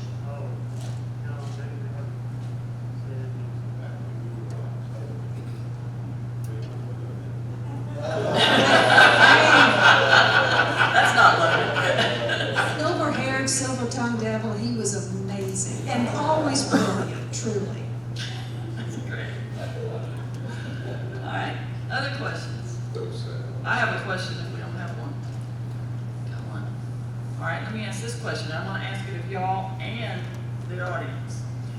So, in the research that we do on disasters, a lot of times we look at short-term events and long-term events. The pandemic's been a very long-term event, and it creates a lot of fatigue for all the people that are involved in the response and all the officials, the emergency managers, all the partners. It also creates fatigue for the public because they're constantly receiving that information. They're having to act on that information. How did y'all manage your fatigue, and how did y'all deal with the fatigue of your audience? And I'm asking it of you guys too, because you guys were fatigued in this as well. That was probably the biggest problem out of the pandemic, is keeping people on point. I mean, we would say, basically be recording, saying the same thing time and time and time again. We started off, we were doing press conferences every day, and then as we saw it get into a groove, we moved it to 3 times a week, and then as it got better, we got down to 2. But every one of those, we were saying the same thing: separate, sanitize, wash your hands, wear a mask, don't get COVID. And we would say the same thing time and time and time again, and you'd feel like you were butting your head up against the wall because you weren't sure that, that you were getting through. It's kind of like you were trying to save a lot of sinners, but you weren't saving any souls. But we kept, you had to keep repetition, what I think was very key to it, because you had to say the same thing time and time and time again. Dale, Paul, and I got very, very good at using each other's lines and saying the same thing. But if you didn't say it time and time and time again, nobody would take you to be serious. And and if y'all remember, during a lot of this, the science was changing. We didn't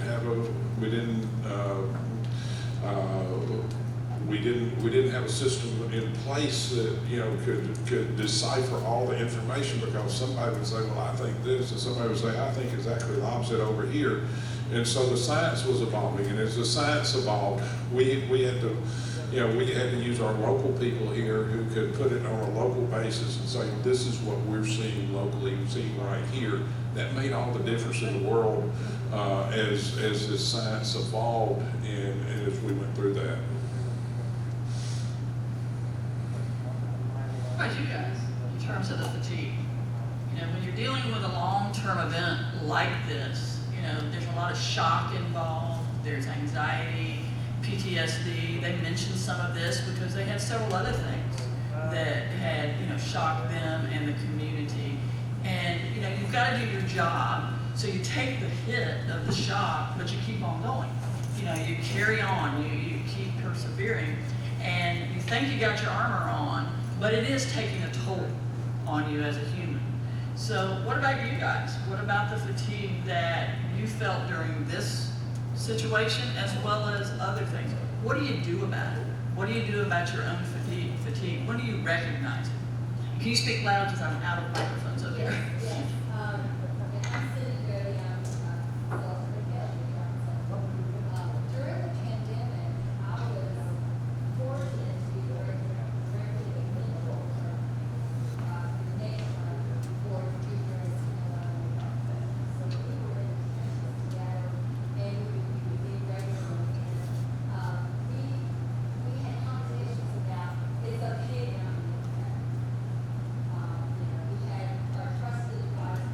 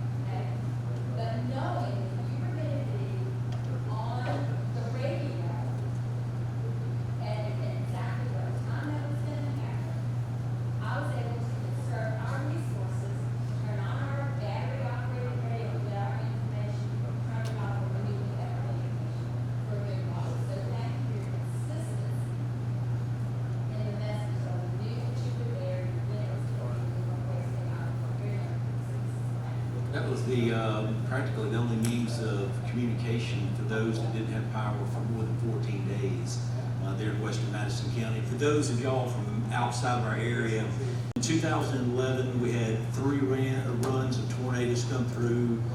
In one day, 350 homes totally destroyed, thousands with major damage.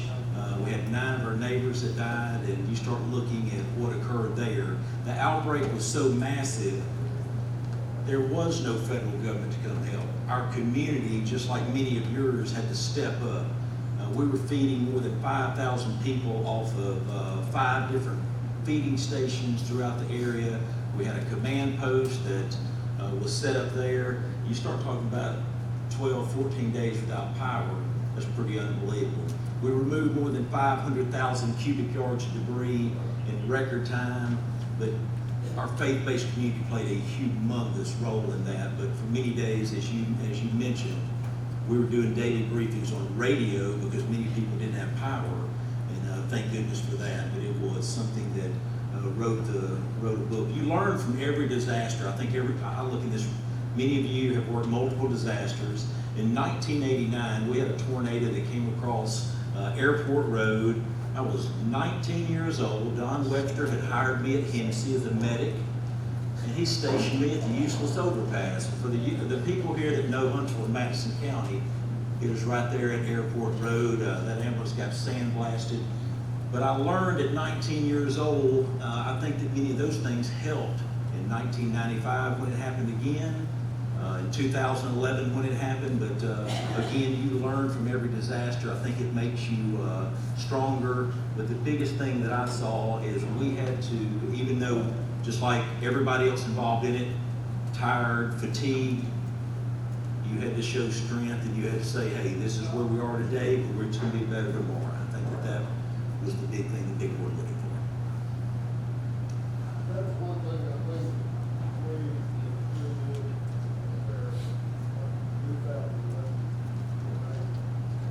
we had a meeting every morning.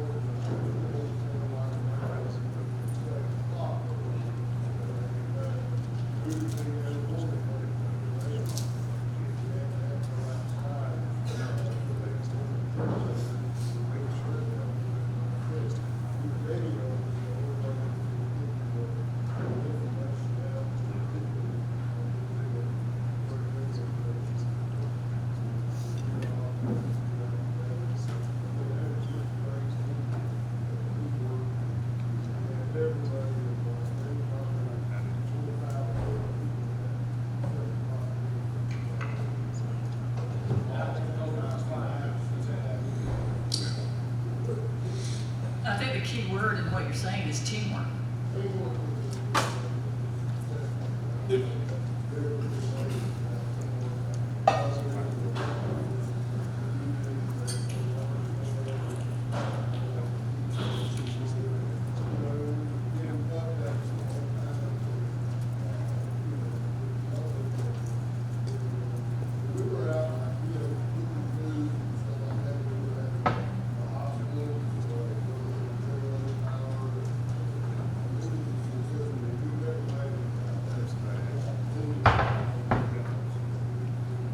Managing your resources is another thing.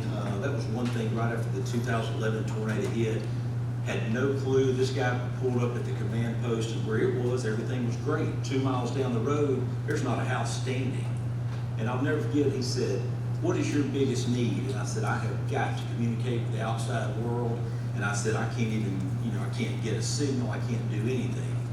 This guy looked at me and he said, where's your laptop? And I said, right there in that police car over there. And he's like, I'll have you up in 15 minutes. Well, what I didn't know is that this guy that lived relatively close there drags this suitcase across the parking lot, opens it up, looks like a kickball. And I said, what is that? And he said, this is a satellite. You're fixing to be up in about 15 minutes. Local company, started in the basement of a house here in Madison County, led to what was called Gator Technologies. And I said, how many of those do you have? And he said, I've got 13 of them, and FEMA said they didn't need them. I said, I'll take all 13 of them. We set up a communications grid. from East Alabama to West Alabama because of the needs that were there. And I'll never forget it, just a matter of months later, Gator Technologies was awarded a $54 million contract to take that demonstrator satellite that we managed that disaster with, and now that company has sold for I can't imagine how much, and they're a major provider for the United States warfighter and our allies. And we were sitting there demonstrating something. I was like, unbelievable, the capabilities in our community that have been turned down by other agencies. But those 13 satellites got us back on the grid where we could talk to DC to say, this is what's going on here.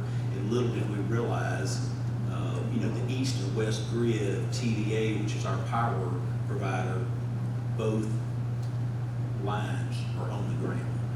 I mean, you're sitting there, I'll never forget our briefing, Mayor Battle, that's Senator Shelby, Mayor Battle, myself. The CEO of TVA got on there and he said, okay, who's on this conference call? We all said who we were, and all of a sudden he said, I'm telling you, we're held together with duct tape. He said, our east line is down and our west line's down, but we're going to get it up as fast as possible. And I think that afternoon, we went on a tour in a Black Hawk helicopter. There were 146 of the large TVA supply lines, those very large ones from here to Lawrence County that were on the ground. 146 of them. And how they got that back up and had that power going within 12 days, I still believe is unbelievable. Well, let's thank this panel again for this discussion. This is tremendous.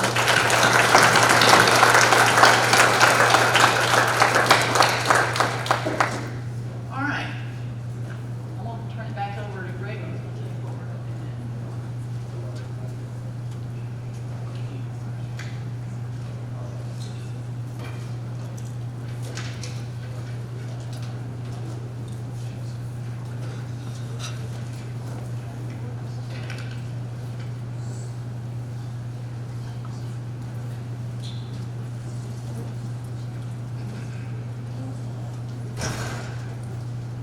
Transition.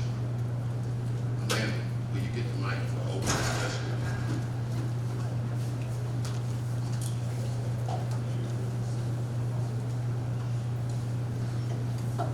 Home stretch.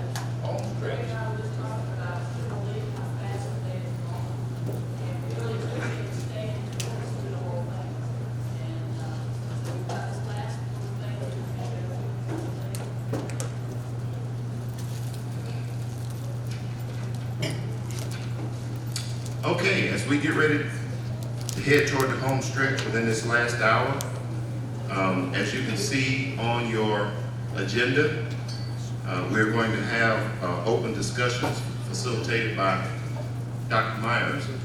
And before we go into that, let me just reiterate some of what I just heard during that panel, and it will be brief. I heard communication echoed over and over and over.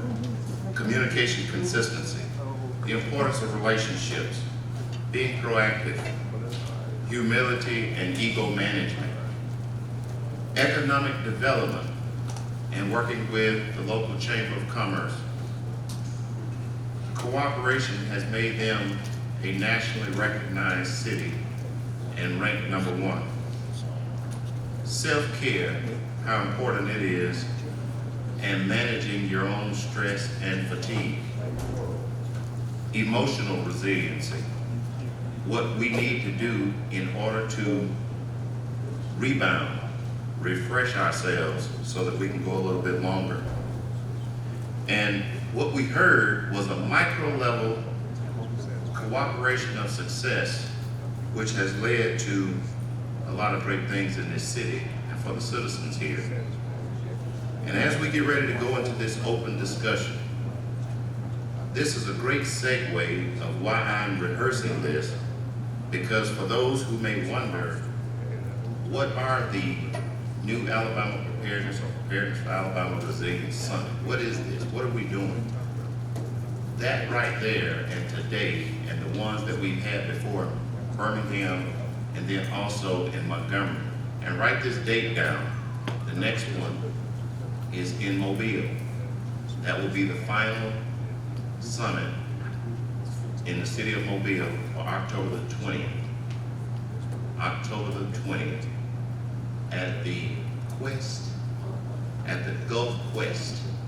So I've already heard people talking about going to that one. We have not opened it up for registration yet, but it will be opened up here shortly. And filling up more and more as we go. So I want to encourage you that when that comes out, go ahead and register early. All right. And if you have not signed in, please sign in so that we can get you, first of all, so that we can have a good count of those that showed up, or best we can. And then also get you the continuing education hours credit certificate. All right. So at this time, Dr. Myers, if you'll lead us in the open discussion, and let's finish strong.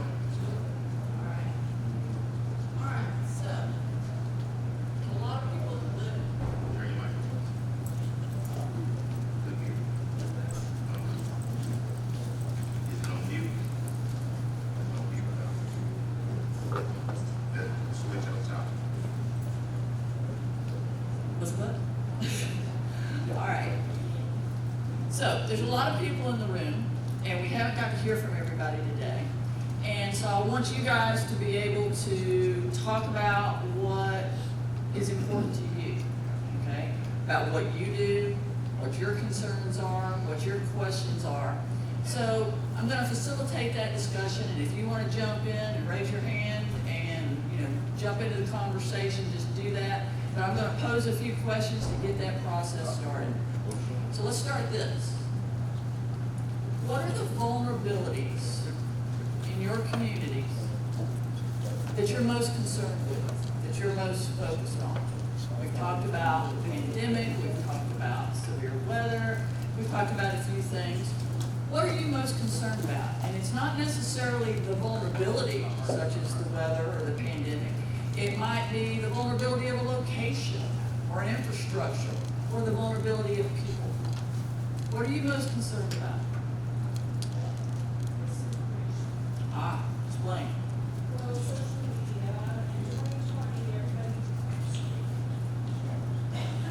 Hi, my name is Mara Robleski, and I'm on Madison City Council, and I'm here as a stakeholder to support you all and to do whatever I can in my position.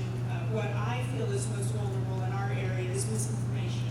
In 2020, 1 million Americans became doctors, and 1 million Americans became infectious disease specialists. So in my role, how can we combat next door, Facebook, TikTok, all of those? What advice can you give me to help spread the correct information? That's a really interesting question. Melissa, you want to respond to that? I honestly think the best way we can combat that is become prominent on those specific platforms. So make sure we have a voice, we have a message, and we're consistently posting those messages, becoming a trusted partner in the community on those platforms, whether it be Instagram using Reels or TikTok, making stuff that's on brand and stuff that's also informative. Because you're not only reaching one specific piece of the community, there's different demographics that utilize different pieces of social media, and understanding what those demographics are and who utilizes what tools are a huge, just a giant skill set and a giant, and really just a big piece of what we should be utilizing as a community to be able to push that messaging out, and to have a better understanding of how that messaging goes out and who utilizes it. I think the whole trusted source is the key. It's like you're establishing yourselves as the trusted sources, and you're also looking to other trusted sources in that process. And we were real good at that with weather and, the common types of events that we had. Pandemic was new. I love the way you put that. Everybody became an infectious disease specialist because, that's what happens. And so then those new trusted relationships have to form. So we've got a lot of lessons we've learned and best practices. So we got to think ahead for the things that are coming, the things that we deal with, and figure out how to develop those relationships, because trust comes from what we heard here, the consistency, the based on science, based on the right information, the right resources, and the public comes to trust that. And so that's huge. That's a really big thing. And I talk to the public about these events that we have, and that's what they talk about. They talk about who they trust, and they talk about where they get that information. And that's why the social media is so relevant, because many of them are on social media, and many of the social media platforms you wouldn't even imagine, like TikTok and Instagram and those places. And how do you message in those places in a way that it's going to be received? And who are you talking to? That's another piece of this. You've got to understand the psychology of each age group and cultural dynamic that you're speaking to. How are they going to receive that information? You also got to think about how people learn, okay? So a lot of times it's not the words you use, it's the graphics that you use, because people a lot of times learn visually as opposed to auditory. So there's a lot of different ways to express these messages and establish that trust. And there's a lot of best practices out here about that. And so expressing that need is what we can do to share that information. And that's what these summits are for. So you triggered it. Thank you. All right. Other thoughts? Other questions? Vulnerabilities. What are you most concerned with?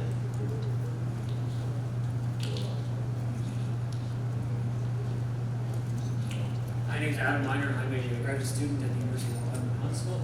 Just one thing that's important to keep in mind is addressing messaging with non-English speaking population that's in your area. We worry enough about messaging consistently in English that a lot of people who don't speak that language you have to communicate the hazard at the right level in different languages. So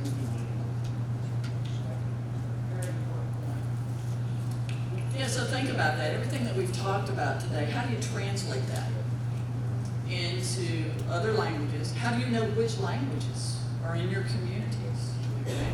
And then how do you translate that properly? It's not a one-to-one process. A lot of the terminology that we're trying to express has different meaning in different languages. So you got to do a lot of work to do that. And then you got to figure out how does that get disseminated. They're in different channels. Different languages are in different channels, so you got to learn that. You got to figure all of that out. Then there's the cultural dynamics. It's not just the language, it's the cultural dynamics. And so you got to understand the cultures in your community. So that's really important, very important. What's your degree at UAH? Atmospheric science. Figured. UAH.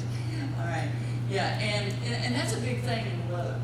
We've been trying to figure that out in the warning process and trying to figure out how to do that, and it's kind of new. It's like everybody's like, well, just get the information out there and it'll get translated, it'll get moved. Remember what we talked about this morning? The expediency of that information. If you got to wait for that translation and you got to wait for that telephone game of moving it around, we've lost our lead time. That's okay. One of my concerns is just complacency again in our communities to act before the emergency instead of having emergency. Yeah. So that's, I think it's I call it, you got to pull a rope and try to create that environment where someone got a signal demand to actually act before the emergency. Yeah. Yeah, complacency is one of those things we've looked at quite a bit. Especially if you go for a drought for a long time on any type of an event. Like right now, we're waiting on hurricanes. We haven't had a hurricane yet. Sometimes we go for a couple of years without hurricanes down in the Gulf. And so then people worry about, are people going to be ready? And it's really important that the network keeps up everybody's attention about what's coming. Like you say, pull the rope. You got to make those reminders. You've got to grab their attention. And let me tell you where you can get the biggest attention is in young people, okay? School-age kids. The broadcast meteorologists and a lot of other professionals go out into the schools and talk to the kids. And they're hungry for that information, and they're nothing close to complacent.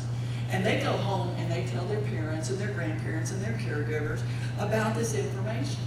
And so there's all kinds of places that you can get this information out to remind people. And one of the things we do in the research is figure out what is a good reminder. You'll probably notice every year the media will talk about the anniversary of previous events. You know, for years it was Katrina, and reminding us of Katrina, and then April 27th, and that's important because you got to show people, you got to remind people. And remember, a lot of these people weren't old enough to remember those events perhaps, or they didn't live in the region when those things happened. And so those reminders can help with that complacency, okay?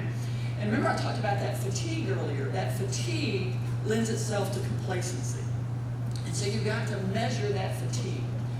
We did a study on the Montecito debris flows a couple of years ago out in California.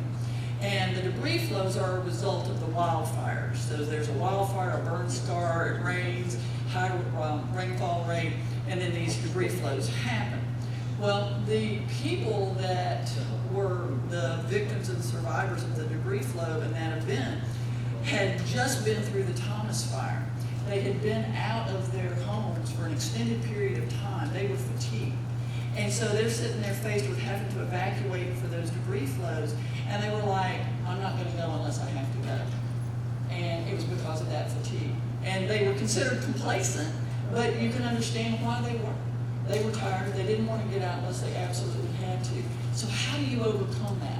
So we did a lot of research on what could you do to deal with that kind of fatigue. And it's up to all the professionals to say, you know, we're probably going to have a problem. So we're going to have to do extra to overcome that complacency, overcome that fatigue. And we'll do it. Let me tell you, that's what I study, is the fact that emergency management does that, the broadcast meteorologists do that, the media does it. Everybody who's involved in this, National Weather Service is big on this. You know, their outreach is huge. So all of that and everything that you guys do to help with that is important. Remember they were talking earlier about the repetitive nature of it? You know, a lot of times people will come to me and say, you know, we're getting complaints from people who say they're hearing the same thing over and over again. And I'm like, what do we do about that? And I'm like, well, I wouldn't worry about it too much. First of all, there's a sweet spot in the messaging. And so part of it is, and you've probably heard this from your broadcast meds, they'll say 5 or 7 days out, there's something coming. We don't know what it's going to be like. It may not turn out to be that. But check back in with us, and they'll remind you to check back in. So it's really important that you deal with that criticism. But let me remind you why it's so important to repeat. Somebody's hearing it for the first time. And so you're constantly repeating that message because of everybody who missed the message in the first place. And a lot of people do. People are going on about their lives, and they may miss it. We did an assessment of Hurricane Michael. And there were a whole bunch of people who were really busy that week, and they didn't realize it was coming. And they were so far away from what they thought the impacts would be, they didn't think they had to stay tuned in. Well, that was a big old Cat 5. And so they're all of a sudden, it's like, I didn't know about this. It's like, you weren't paying attention. So how do we get their attention when they're busy with their lives, when they don't think they're at risk? That's where that complacency comes in. So that's that psychology. You've got to get them to understand the impacts. You've got to understand it can happen to you there. And it's also, a lot of people ask me about, you know, we don't want to give them the worst case scenario because if it doesn't happen, then they're going to say, cry wolf. Well, let me tell you, most people are real happy when you give them the worst case scenario and it doesn't happen. You're going to hear about the complainers. Those are the ones who give death threats because you interfered with Dancing with the Stars. Yeah? But that's a very small percentage of people. The rest of the people are very happy with it. And y'all need to know that. You need to know that your constituencies are very happy with all the information that you're putting out there. They're very happy that you're giving them the worst case scenario and telling them what they can do, what they should do, what they must do to prepare and plan. So I applaud all of you for what you did. All right, what else? What other vulnerabilities are you concerned with? What's that? Disabled. Mobility is an issue. So when we have these events and we say these are the things you should do, you've got to think about, can everybody do the things that you're recommending that they do? And so if you say evacuate, can everybody evacuate?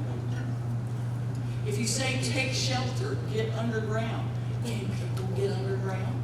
Not everybody can. And so you've got to plan for that. You've got to prepare for that. And you've got to give information and find the resources to help people who are going to need assistance. And they're going to need extra people. Okay? That's why when the hospitals are involved in all of this, there's a lot of information that goes out to our institutions much sooner than it does the general public. Because the general public is going to have more time to prepare. But hospitals and schools and prisons, they need more lead time to be able to move people and assist people and do what they need to do. So that's the same thing with anybody with mobility issues or people who just don't know what to do. We have a lot of people who live alone, okay? And they're out there and, you know, when we talk to them after the fact, they're just like, well, if it was my day to die, it was my day to die. It's like, no. It doesn't have to be that way.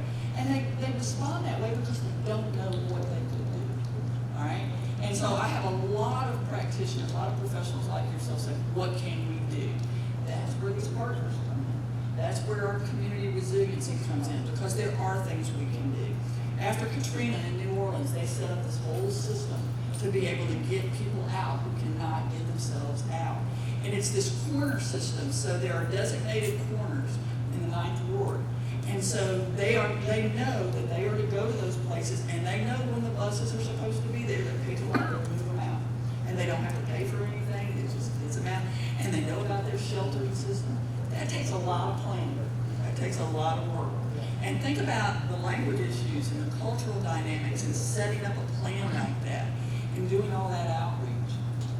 Another thing I wanted to mention in relation to that is alert notification. A lot of us have Everbridge systems in our communities for alert notification. And you gotta get people to sign up. And so thinking about our vulnerabilities, how do you get people to sign up for that so that they get that information? And so that they don't sit there and say, well, I need to get the warning. And so there's a lot of things, there's a lot of hard work that we have to do to get everybody connected. There's a lot of people who are disconnected. We gotta figure out who they are and how we can get them connected. Mr. Sisson, I haven't had you speak yet. Yes, well, all things I'm asked. Good afternoon, everybody. I'm Graham Sisson. I'm the Executive Director of the Governor's Office of Disability. I'm also Deputy Attorney General of the State of Alabama. And I serve as Chair of the Functional Access Needs and Disaster Task Force. And is that we try to bridge a lot of the gaps you're talking about. Because when you're talking about vulnerable populations of people with functional access needs, like people with all kinds of disabilities, we're talking about alert systems. Does even Everbridge have the accessibility to reach out to people whose primary language is not English, such as people whose primary language is American Sign Language? That's something to consider. And then some folks who can't see written warnings or things going on. So there's a lot of accessibility issues that need to be considered. Sheltering, something that, people can't always get to shelters. When you talk about transportation, a lot of people don't have transportation. So there's a lot of things we deal with. People with durable medical equipment and consumable medical equipment. If a storm happens, they can't be separated from their equipment or their supplies. So sheltering may be an issue. I don't know if y'all have addressed the issues around servicing emotional support animals. So there's a lot of issues with functional access needs, but the task force is here to help. We're here as a resource. So I don't have my information. Somebody asked me for a card. I gave out my card. I had a speaking event the day before yesterday. I gave out my cards, but I'm willing to share my information. The Governor's Office on Disability, we have a website, good.alabama.gov. You go to that website, all my contact information is listed on that too. So, is there anything else?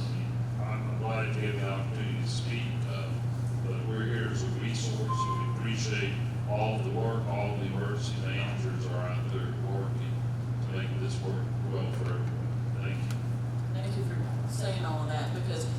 are the things that we have to think about, you know, and he's articulated several areas that you have to think about in all of those things.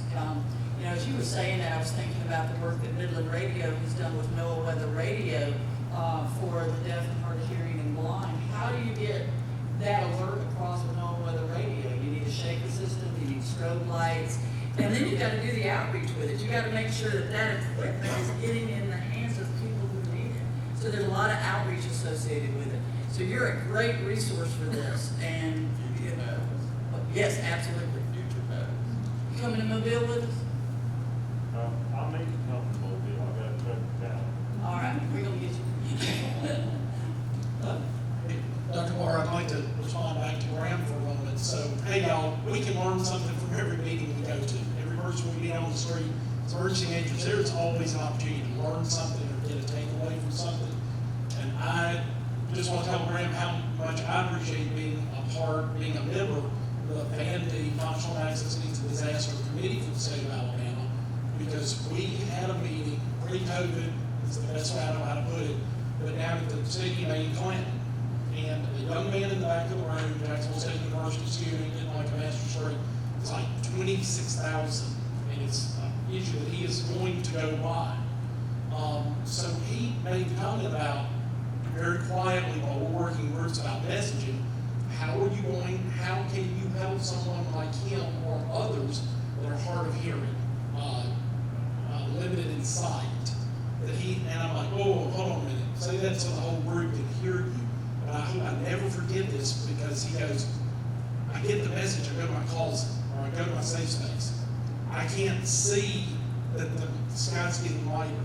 I can't hear that the storms have reduced. If you can ever have an opportunity to tell us that the storm has passed, let us know. That's something we would never dream of doing with an outdoor warning siren. Everbridge. Oh my gosh. So years later, Graham, when Shelby County got Everbridge, that's one of the first things that we turned on and explained that to people. We don't light off everybody. We do the text messages, TTY type devices, TTY, TTD type devices, to tell them. And Everbridge actually, as those National Weather Service people realize it, they create the strangest polygons, because they peel the backside off of tornado warnings on a regular basis. So we may only have 20 people that get notified because they just cut a mile off the back of that tornado warning. But when they cut like 15 miles off of it, as they're going along but still active out in front, you may have several thousand that all of a sudden fall within that. But Graham, we get amazing, normally we get anywhere from 20 to almost 30% response from people who get the tornado warning, but we see that or higher from people who are getting just those specific messages that are not the phone calls and all that stuff, but it's all because of that meeting that I saw. I had empathy, I saw there was a need, but there was no solution. Guess what, y'all? There's solutions out there for this kind of stuff now.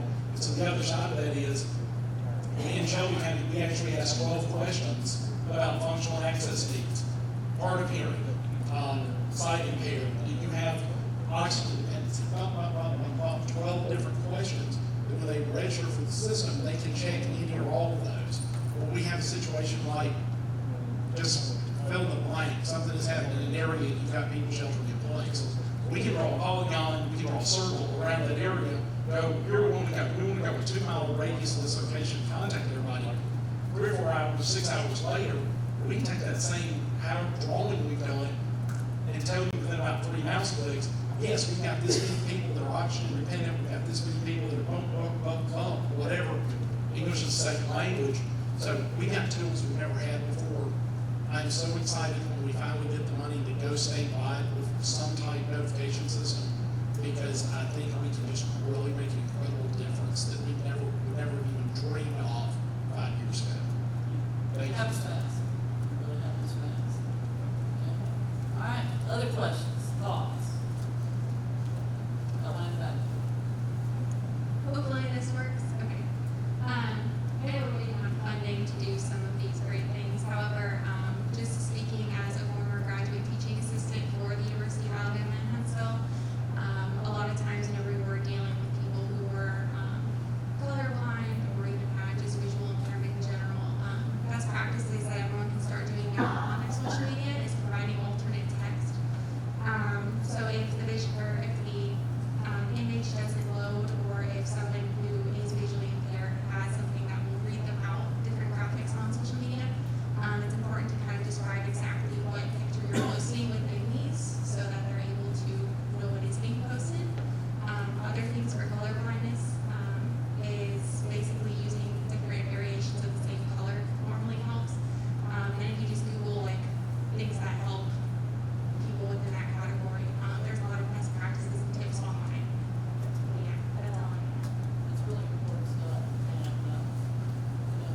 Our Weather Service office has been at the forefront of a lot of these things, and, I've seen a lot of the work that you guys have done at your office about that.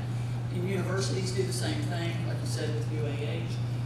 There's all of this stuff out there that helps you do this, to help you reach people in all the different ways that you need to reach them. You mentioned the color blindness. There's a high percentage of people with color blindness, and we don't think about that when we put out these colored graphics, and we expect them to understand. Well, it's just a matter of changing colors and putting a texture in it. You put a texture in it, like dotted lines or polka dots or whatever, and you have a scheme for that, and then people understand that. So just being aware of all these things and all the great tools that are out there. You mentioned Google. What can Google do? I mean, all you gotta do is Google for all of this stuff, and there's, all of these resources out here and people who are experienced with all this. When Melissa spoke, she has a lot of experience with this through Jefferson County. So a lot of people have been doing this, and so tap into all of this information. If people don't have business cards with them, we can put you in contact with each other, and make sure you grab them before they get out of this room if you can. Okay? Other thoughts? Other comments? Where are we at time? Good. Any other thoughts? What'd you learn today? What's your takeaway from today?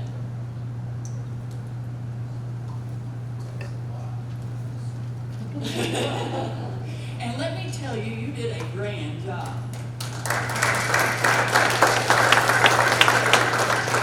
All of it.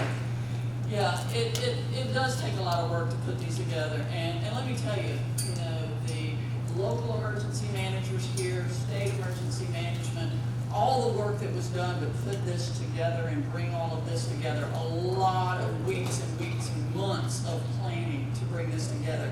And I'm just really impressed with what we saw here today. These folks that talked and brought this information to us is just absolutely phenomenal. And the fact that y'all are here, y'all were invited because you want to participate in this process. And so you work with these local emergency managers, the state emergency managers, all these different partners. So we really appreciate your participation in all of this. All right, so what'd you learn? What were you surprised at? Go ahead. Yep, it's coming.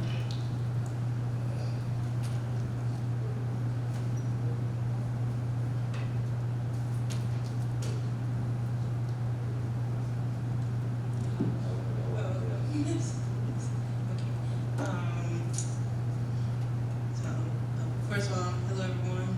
I'm nervous because a lot of people here. Good. We're friends. I am Aaron Feaster. Like Adam, I'm also a UAH graduate student, and my major is also atmospheric science. So, one thing I could take away from this, and just to also learn, would be that it's important. That communication and accessibility is very important. Because from an undergrad, I learned that how often miscommunication can happen, and especially when a lot of people don't really know. Like when it comes to like a tornado event, which we have had, a lot of people like to go the lowest level of the dorms, where there's still a lot of students that don't even know where their basements are. Even if they do know what the bases are, it's not too small, but it's really not big enough to hold basically everyone on campus. So basically kind of making us to fend for ourselves a little. So I did learn that communication is very important there, and that accessibility is also key because which is part of communicating, because when you communicate with someone, you also want them to know, where to go, how to be resilient, or products or safety precautions they can take. Professor Cindy, y'all here today? What's that? So we got 4 from you again? Yeah, and it's, college students give you an interesting perspective. I work at the University of Alabama, and I hear some of the same things. It's like, we have all this alert notification okay, go take shelter. Well, where is a college student supposed to go? You know, I was working with a bunch of students in the last couple of years on a research project, and they were all trained by me on where to go. And so we had an event, came right across campus, and one of my students was in an apartment, and she knew she was supposed to go to a shelter, but you know what she did? We didn't even think about it. She loaded up everything in her apartment and put it in her car to go to the shelter. And she realized halfway to the shelter how crazy that was, how it slowed her down, and then what was she going to do when she got to the shelter? And then, in that particular event, we had educated the campus so well about going to the shelters. The shelters were full, the parking lots were full. And then it was like, what do you do about that? They had to adapt on the fly to the fact that the college students had listened, but now we didn't have enough space for everybody. So you got to think ahead, you got to plan, and you also got to figure out what the gaps are for the next time. So, very good perspective. Glad y'all. Okay. Other thoughts? What else did you learn? Did you meet somebody you didn't know? Did you learn about some capabilities and capacities? Ooh, that's a good one. Just who are you happy to be sitting next to, right? Yeah. So you're learning about what each other does, where they do it. You know, we had multiple states represented, different parts of the state represented, different institutions, entities, programs represented. So this is going to continue. So like Greg said, we have one more for this cycle. Okay, we're going to Mobile. And when we get to Mobile, we're going to be dealing with coastal things. You know, each part of the state deals with a different set of things. Melissa mentioned the winter weather up here this morning. And, you know, so winter weather is a factor up here. And so we're taking this all around. We're going to be bringing up new things. There's different things going on. One of the things that Greg and I have been talking about is the whole active shooter situation. You know, we've got more and more of that going on. How do you prepare and plan for something like that? So disasters can take every kind of form that there is. And all you can do is prepare and plan. But you got to look ahead. You got to think ahead. And so we're going to be bringing more information to you. I'm going to be talking to you more about your feedback. You know how to get hold of me. If you don't know how to get hold of me now. And because I want to talk to you. If I haven't talked to you before, or if I haven't talked to you lately, I want to talk to you. I want to get your perspectives and viewpoints. And we can put you in contact with anybody else in here if you need that. So just let us know. All right, I'm going to turn it back over to Greg. Close this out. Here I am. Well, let me just take this opportunity again to thank Jeff Burkwell and his whole staff. This made the planning process for this summit a whole lot easier on us back at the agency. We have Mobile here going across. We're glad that they got an opportunity to come up and be safe going home. And they've got a long ride. And tell them all we'll be talking to them next week. And thank all of you for coming. I want to thank the acting director, Jeff Smitherman, for continuing to support this effort. He came in his new role position. You guys keep doing what you're doing. He shared with us on the direction that he would like to see this go. And we implemented those changes.